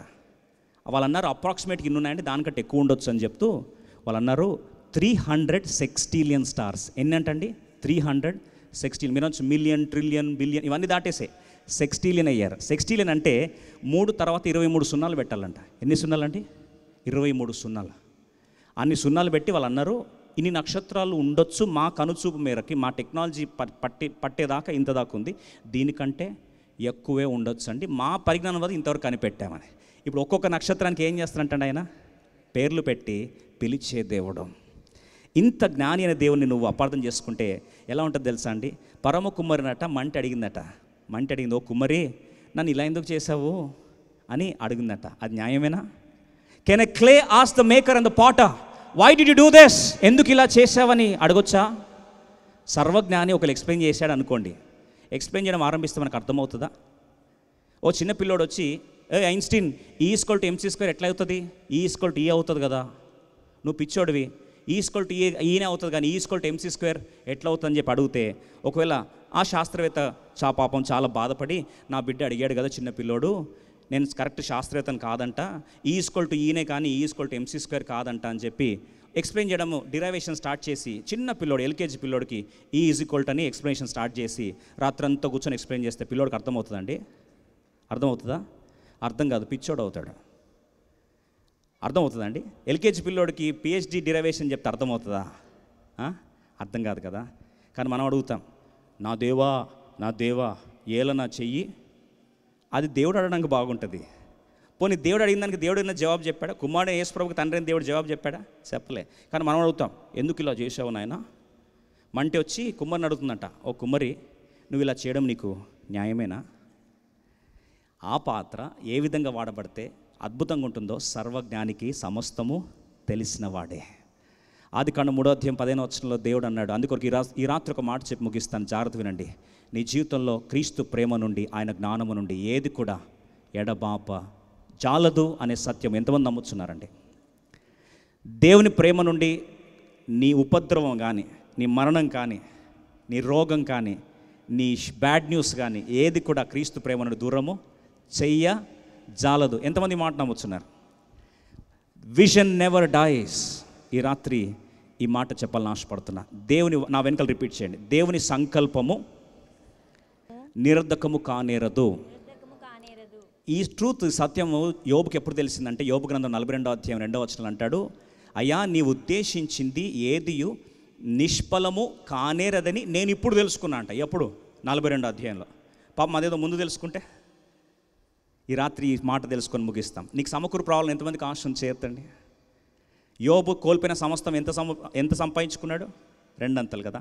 ఆ 2 అంతల సమకూర్పు రావడానికి ఒకటే మాట, 42:2 అంటాడు, అయ్యా నీ ఉద్దేశించింది ఏది కూడా నిష్ఫలము కానేరదని నేను ఇప్పుడు తెలుసుకొని బూడిదలో నా తలను పెట్టి దుఃఖిస్తా ఉన్నాను ప్రభువా అనేసరికి ప్రభు అన్నాడు, యోబు అయిపోయింది. ఏ సత్యమైతే నువ్వు నా గురించి తెలుసుకోవాలో నువ్వు తెలిసేసుకున్నావు, ఇంక అయిపోయింది. నీ పరీక్షా సమయము అయిపోయింది, నీ దుఃఖ దిమలు సమాప్తమైనాయి, నీకు విడుదల సమయము వచ్చేసింది. ఈ రాత్రి విడుదల సమయం నిజంగా రావాలని నీకు ఆశ ఉంటే ఈ రాత్రి నువ్వు తెలుసుకోవాల్సిన సత్యం ఏం తెలుసా? దేవుడు దుష్కార్యము చేయుట అసంభవము, ఆయన ఉద్దేశించింది ఏది కూడా నిష్ఫలము కానేరదు. ప్రభు ఉద్దేశం ఏంటంటే, స్త్రీ సంతానముగా వచ్చినప్పుడు సాతానుతో అన్నాడు, సాతానా నువ్వు రాసి పెట్టుకో, నీ తలను చితకదొక్కడానికి కొరకు స్త్రీ సంతానం రాబోతుందనేసరికి వెంటనే సాతాను పాపం చాలాసార్లు మనం అనుకుంటాం సాతాను చాలా తెలియపరుడని. సాతాను జ్ఞానే, కానీ మన దేవుడు ఎవరు? సర్వజ్ఞాని. సర్వజ్ఞానికి వర్సెస్ జ్ఞానికి యుద్ధం పెడితే ఎవరు గెలుస్తారు? సర్వజ్ఞాని గెలుస్తాడు. సాతానికి కొంతవరకే తెలుసు, ప్లాన్ మొత్తం తెలీదు. దేవుడు ఏది చెప్తాడో అంతవరకే వాడు ఊహించగలుగుతాడు. కానీ దేవుని జ్ఞానాన్ని పసిగట్టడం సాతాన్ వల్ల కూడా కాదండి. దేవుడు అన్నాడు 3వ అధ్యాయం 15వ వచనం ఆదికాండంలో అన్నాడు, స్త్రీ సంతానం వచ్చి నీ తలను ఏం చేస్తుంది? చిరకదొక్కుతనేసరికి వెంటనే సాతానికి వచ్చి, ప్లాన్ చెప్పేశావా, ఇప్పుడు నేను ఎంత జ్ఞానం నీ చూపిస్తా అని చెప్పి, స్త్రీ సంతానం సకల జీవులకు తల్లి ఎవరు? అవ్వ సంతానం ఎవరు? ఏబేలు, కయీను, ఏబేలు. వాళ్ళిద్దరిని చూసి అన్ని ఆలోచించడం ఆరంభించండి. సాతాను ఏమన్నాడు తెలుసా? ఇప్పుడు నా సత్తా చూపిస్తా, నా జ్ఞానం చూపిస్తా. ఇప్పుడు నువ్వు నీ స్త్రీ సంతానం వచ్చి నన్ను చితకదొక్కితే నేను చూస్తూ ఊరుకుంటానా? సంకల్పాలు నీరుగారుస్తా, వాగ్దానాలు సమాధి చేస్తా, నీ ప్లాన్స్ అన్ని కూడా సమాధి చేసి భూస్థాపితం చేస్తా అని చెప్పి ఓ చిన్న అసూయను పంపించింది. ఆ చిన్న అసూయ ద్వారా ఆ యొక్క సకల జీవులకు తల్లి అయిన అవ్వ మొదటి కుమారుడైన కయీను ఆ రెండవ కుమారుడైన ఏబేలు యొక్క అర్పణ అంగీకరించబడడం చూసి అసూయపడి ఏబేల్ని ఏం చేశాడండి? చంపేశాడు. బాగా వినండి. 3వ అధ్యాయం 15వ వచనం ప్రకారం స్త్రీ సంతానం తల చితకదొక్కుతున్న వాగ్దానము సాతాను ప్రకారం ఇప్పుడు ఏమైంది? అది సమాధి అయిపోయింది. దేవుని ప్లాన్స్ అన్నీ కూడా సమాధి అయిపోయిందని సాతాను హ్యాపీ అయిపోయి చూస్తే అక్కడ సకల జీవులకు తల్లి అయిన హవ్వ ఒక కుమారుడేమో నరహంతకుడిని కనింది, ఇంకో కుమారుడు యొక్క పార్థివ దేహం కింద రక్తము మడుగులై పొలములో ప్రవహిస్తుంది. విధి ఎంత ఘోరంగా వంచింది. దైవం ఎక్కడ వెళ్ళిపోయాడు? వాగ్దానము చల్లారిపోయిందా? వాగ్దానం నీరుగారిపోయిందా? ఇంతటితో చరిత్ర ముగిసిందా? అందరూ అయిపోయింది కథ అనుకున్నారు. కానీ మన దేవుడు ఎవరండి? సర్వజ్ఞాని. ఆదికాండం 4వ అధ్యాయం 25వ వచనంలో దేవుడు హేబేలుకు ప్రతిగా సేతునిచ్చాడు. ఎవరికి? ఆ హవ్వకే ఇచ్చాడు. ప్లాన్ క్లోజ్ అయిపోయింది అనుకుంటే అరే కయీను ఏబేలుతో స్టోరీ అయిపోయింది అనుకుంటే తీరా చూస్తే అక్కడ ఎవరు వస్తున్నారండి?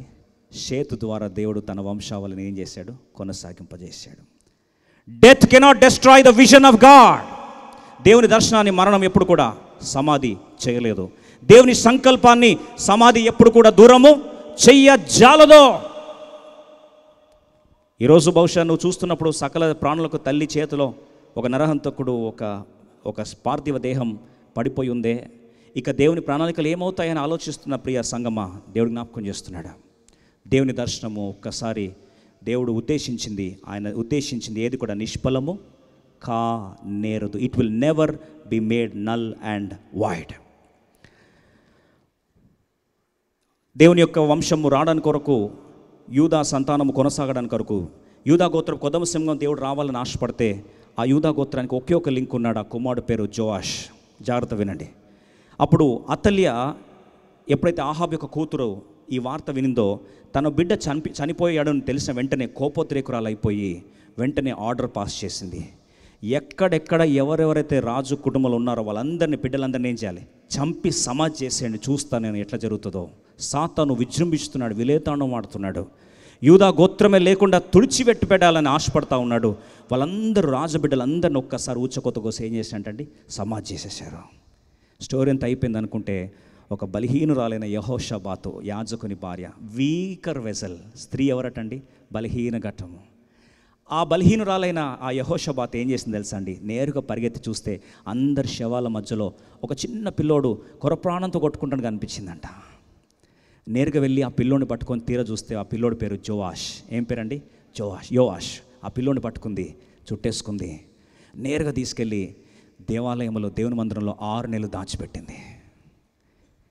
ఆలోచించండి, తీసుకెళ్ళి దేవుని మందిరంలో, దేవాలయంలో దాచిపెడితే ఇప్పుడు వాళ్ళు అనుకున్నారు, అతల్య అనుకుంది స్టోరీ అంతా ఏమైంది, తుడిచేశాను, కథ ముగిసింది అని అనుకొని సంతోషపడతా ఉంటే, అద్భుతమైన దేవుని వాగ్దానాలు ఆ యోవాషు ద్వారా దేవుడు ఏం చేశాడు? కొనసాగిస్తూనే వెళ్ళాడు. ఒక మాట చెప్పాలని ఆశపడుతున్నా, దేవుని దర్శనం, దేవుని పిలుపు, దేవుని యొక్క సంకల్పాలు ఏ మరణం కూడా నీరు కార్చవు, నీరు కార్చలేవు. దేవుని ప్రేమ నుండి ఏది కూడా దూరం చెయ్యజాలదు. సాతాను అనుకున్నాడు, ఇది ఇలా కాదు, దేవుని యూదులందరినీ తుడిచి పారేస్తా అంటే ఒక కుటుంబంలో ఒక మరణ వార్త వచ్చిందంట. ఆ మరణ వార్త ఏంటంటే, ఒకేసారి తల్లిదండ్రులు ఇద్దరు చనిపోయారు. ఎంత గుండె గాయమైన వార్త అండి. ఒక్కరు చనిపోతే సరే, ఒకేసారి తల్లిదండ్రులు ఇద్దరు మరణించారు. ఓ చిన్న పిల్ల కూతురు అనాథ బిడ్డ మిగిలిపోయింది. ఇప్పుడు సాతాను అనుకున్నాడు, మరణంతో ఈ స్టోరీ కథం పట్టించేసాను, అయిపోయింది అనుకుంటే, ఆ చిన్న అనాథ బిడ్డను దేవుడు ఎస్తేరుగా మలుచుకొని రాజు యొక్క అంతఃపురంలోకి తీసుకెళ్ళాడు. 127 సంస్థానాల్లోని యూదులను ఊచకోత కోయడానికి ఆజ్ఞ జారీ చేయబడి సాతాను వారి స్టోరీని తుడిచేద్దాం అనుకుంటే, ఈ కుటుంబంలో 2 మరణాలు చోటు చేసుకున్న అనాథ బిడ్డ జీవితం అనేక మరణాలను ఒక్క నిమిషంలో ఏం చేసింది? ఆపేసింది. దేవుని జ్ఞానం ముందు సాతాను జ్ఞానం ఎప్పుడు కూడా కనీసం పనికొచ్చే జ్ఞానం కానే కాదు. మన దేవుడు ఎవరు? సర్వ జ్ఞానే. ఆ ఎస్తేరు వచ్చింది రైట్ టైంలో, రైట్ పీపుల్ని రైట్కి వెళ్ళింది. చూడండి, ఎవరి దగ్గర రాజశాసనము జారీ చేయబడిందో, రాజశాసనము జారీ చేయబడిన ప్రాంతం నుండే అనేక యూదులను, ప్రపంచంలోని యూదులందరినీ కాపాడడానికి కొరకు రక్షణ శాసనం కూడా జారీ చేసింది. ఎవరండి? ఒక అనాథ బిడ్డ. మరణ మృదంగం మారుమోగిపోయిన ఆ కుటుంబంలో నుండి పుట్టిన ఒక అనాథ బిడ్డ కొన్ని కోట్ల మంది యూదుల చరిత్రను ఏం చేసింది? మార్చేసింది. సాతాను అనుకున్నాడు, ఇశ్రాయేలుపై విడుదల రాకూడదు, దేవుడు వాగ్దానం చేస్తాడు అబ్రహాంకి, ఎలాగైనా తుడిచేస్తాను అనుకున్నాడు. ఫరో ఆర్డర్ పాస్ చేశాడు, మగబిడ్డలు పుట్టిన వాళ్ళు ప్రతి ఒక్కరిని ఏం చేయాలి? తీసుకెళ్ళి నైల్లో పదేయండి. అదే టైంలో ఎవరు పుట్టారండి? మోషే పుట్టాడు. ఆలోచిస్తారా? ఏ నైల్లో ఏదైతే అందరికీ రక్తపు ఏరులై పారిన నది అయిందో, శ్మశాన వాటిక అయిందో, అదే నైలు నదిలో దేవుని సంకల్పంలో ఉన్న ఆ యొక్క బిడ్డ అయిన మోషేని దేవుడు ఏం చేసుకున్నాడు? కాపాడుకున్నాడు. ఏ ప్లేస్లో అయితే యూదుల్ని చంపేయాలో, అంటే మగబిడ్డని చంపేయాలో, చంపేయాల్సిన ఫరో ప్యాలెస్లోనే Z+ ప్రొటెక్షన్తో దేవుడు ఏం చేశాడు? పెంచాడు. ఎవరిని? మోషేని. మోషే ప్రొటెక్షన్ ఎవరు తెలుసా అండి? సైనికులంతా ఎవరు? ఫరో యొక్క సైనికులు. పాపం ఎవరైతే ఆర్డర్ చేసి పాస్ చేశాడో, ఆ ఆర్డర్ పాస్ చేసిన ఆఫీస్లోనే, ఆయన ప్యాలెస్లోనే, ఆయన సెక్యూరిటీలో చేంజ్ చేశారు. ఈయనని కాపాడుకుంటూ తీసుకెళ్ళాడు. అర్థమవుతుందా దేవుని జ్ఞానం ఏంటో? ఇంకో మాట చెప్పాలని ఆశపడుతున్నా. ఏ ప్యాలెస్లో అయితే ఆయన స్టోరీ కథం అవ్వాలో, అదే ప్యాలెస్లో ఆయన స్టోరీని దేవుడు ఏం చేశాడు? రాసి పెట్టాడు. ఈ రాత్రి ముగించకముందు ఒక మాట చెప్పి నేను ముగిస్తాను. నీ జీవితంలో అవరోధం ఏదైతే నువ్వు చూస్తున్నావో, దేవుడు సర్వజ్ఞాని అని గుర్తిస్తే, ఆయన సంకల్పాలు గుర్తిస్తే, నీ జీవితంలో అవరోధమే నువ్వు అవకాశంగా చూస్తావు. ఒక సంఘటన మార్చి 24వ తారీఖు జరిగింది. సుమారు 1820 సంవత్సరం, 1820 మార్చ్ 24వ తారీఖు జాన్ అండ్ మర్సీ దంపతులకు ఒక బిడ్డ పుట్టింది. ఆ బిడ్డ పుట్టినప్పుడు విషాదగాథ ఏంటంటే, ఆ బిడ్డకు సడన్గా ఐ పెయిన్ స్టార్ట్ అయింది. సుమారు 6 వారాల వయసు, 6 weeks only.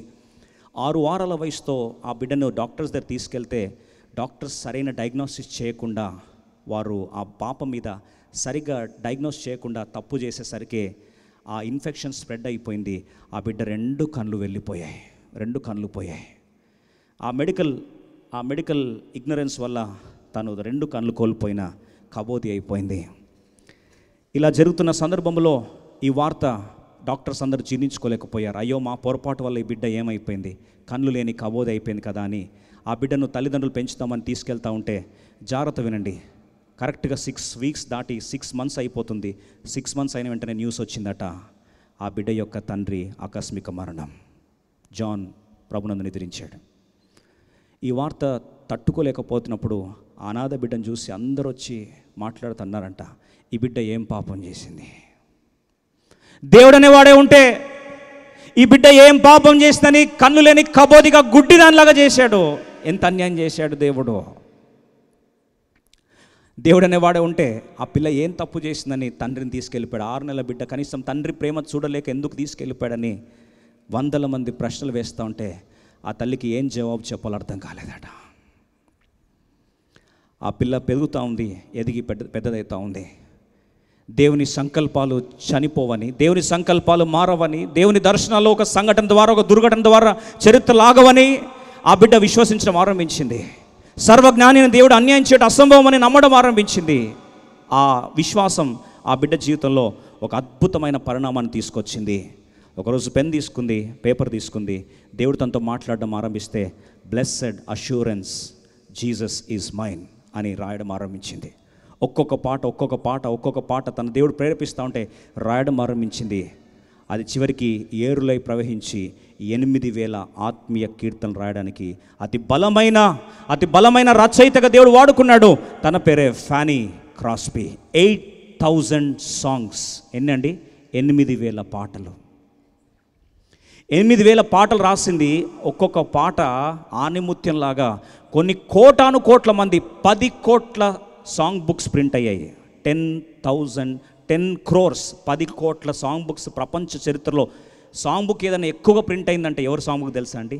Fanny క్రాస్బీ. 10 crores copies ఆ దినాల్లో. ఏ చర్చికి వెళ్ళినా పాట పాడుకునేవారు. ఎవరి పాటలండి? ఫానీ క్రాస్బీ.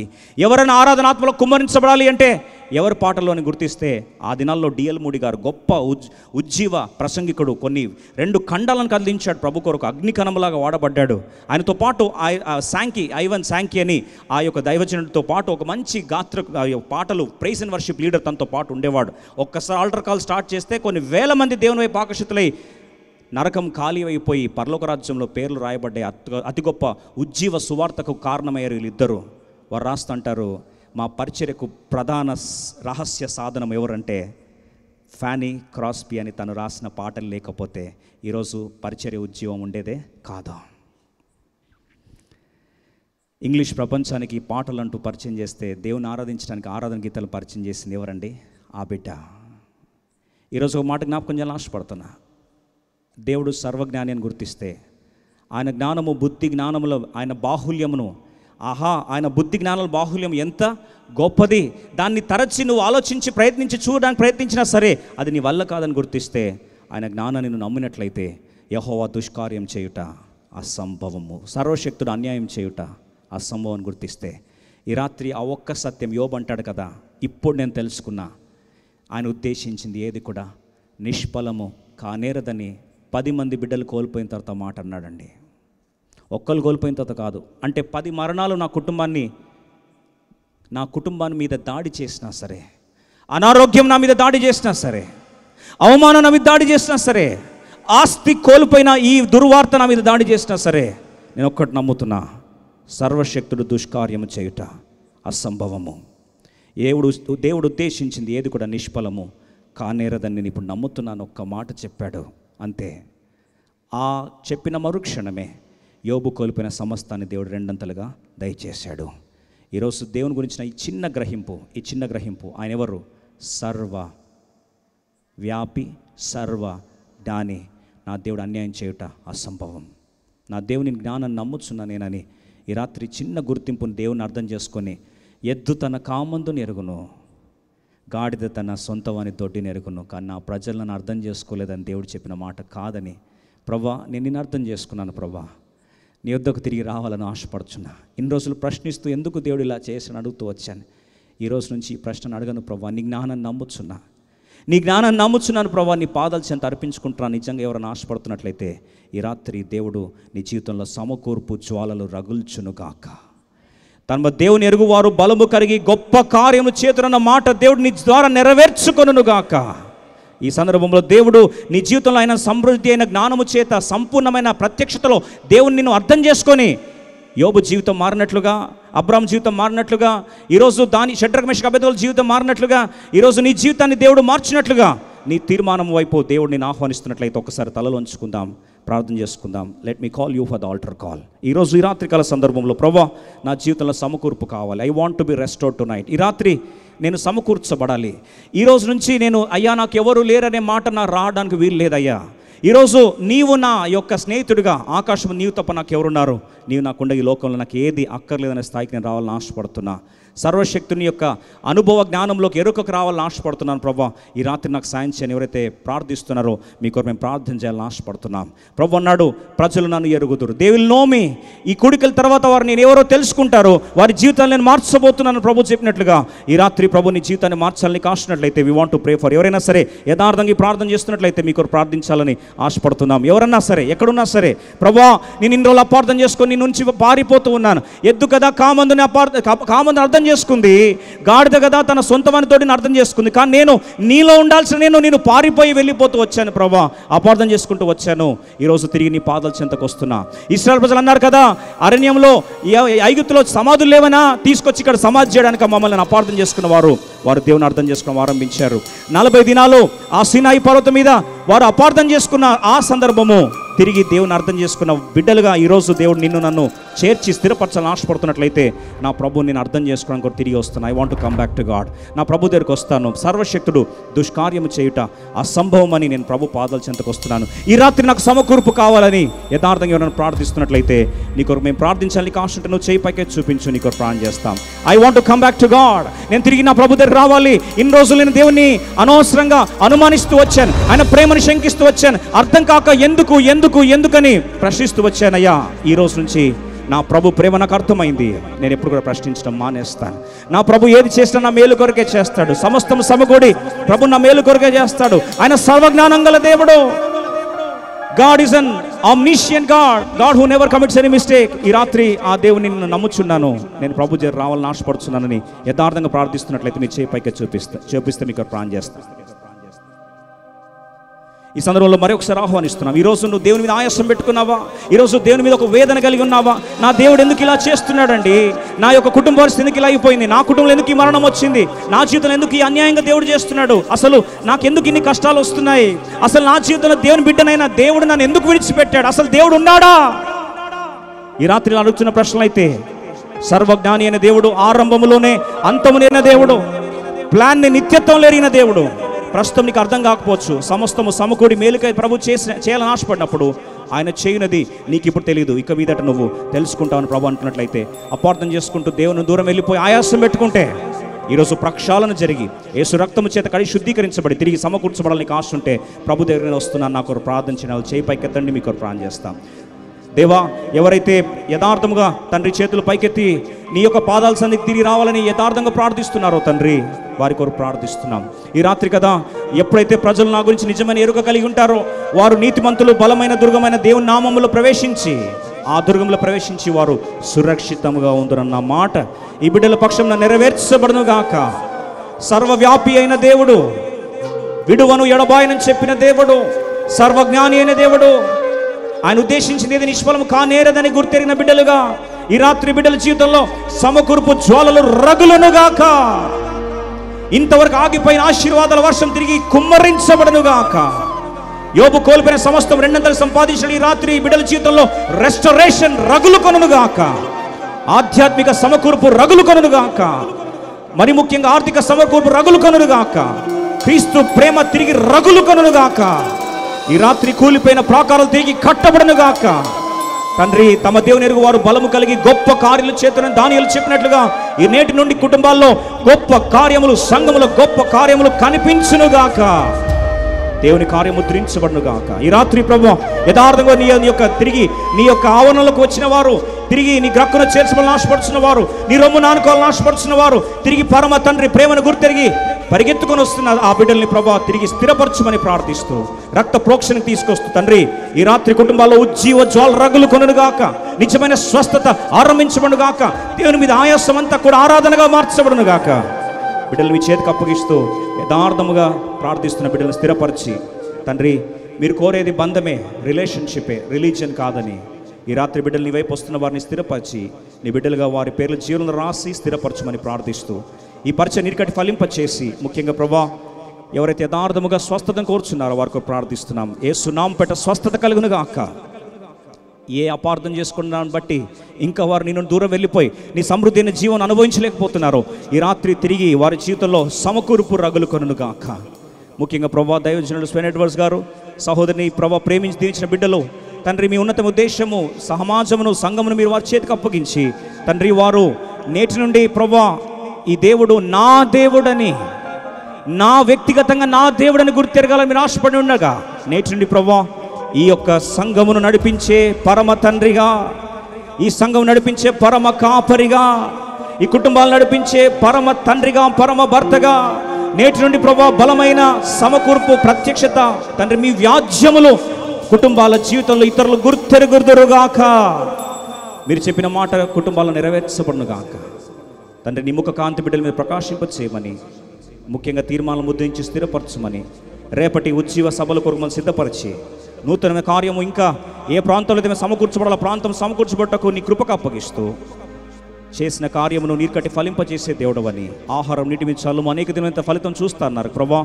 విశ్వాసంతో ఆవగించిన విశ్వాసంతో ఈ వాక్కును తండ్రి ఈ ఉద్యానవనంలో తండ్రి నాటుచుండగా అది నీరుకట్టి ఫలింపచేసి నూరంతలుగా తండ్రి ఏరులై పారునట్లుగా అనేకులు దీవించబడినట్లుగా ఈ చుట్టుపక్కల ప్రాంతమంతా కూడా ఉజ్జీవ జ్వాల రగులుకొని క్రీస్తు సమకూర్పును అనుభవించే కృపలోకి నడిపించబడినట్లుగా కుటుంబాలను, సంఘాన్ని, పరిచయను, ముఖ్యంగా తీర్మానించుకున్న బిడ్డలను మీ కృపాస్తాలకు అప్పగిస్తూ రేపటి కొరకు ఆయుత్తపరచమని యేసు నామములో ప్రార్థిస్తున్నాము తండ్రి, ఆమేన్. తండ్రి దేవుని ప్రేమ, కుమారుని యేసుక్రీస్తు కృప, పరిశుద్ధాత్మ దేవునికి అన్యోన్య సహవాసము తోడు ఇది మొదలుకొని కడ వరకు తన కార్యములను స్థిరపరిచి ఆయన సంపూర్ణ ఎరుకలోకి వచ్చి స్థిరపరిచి నడిపించునుగాక.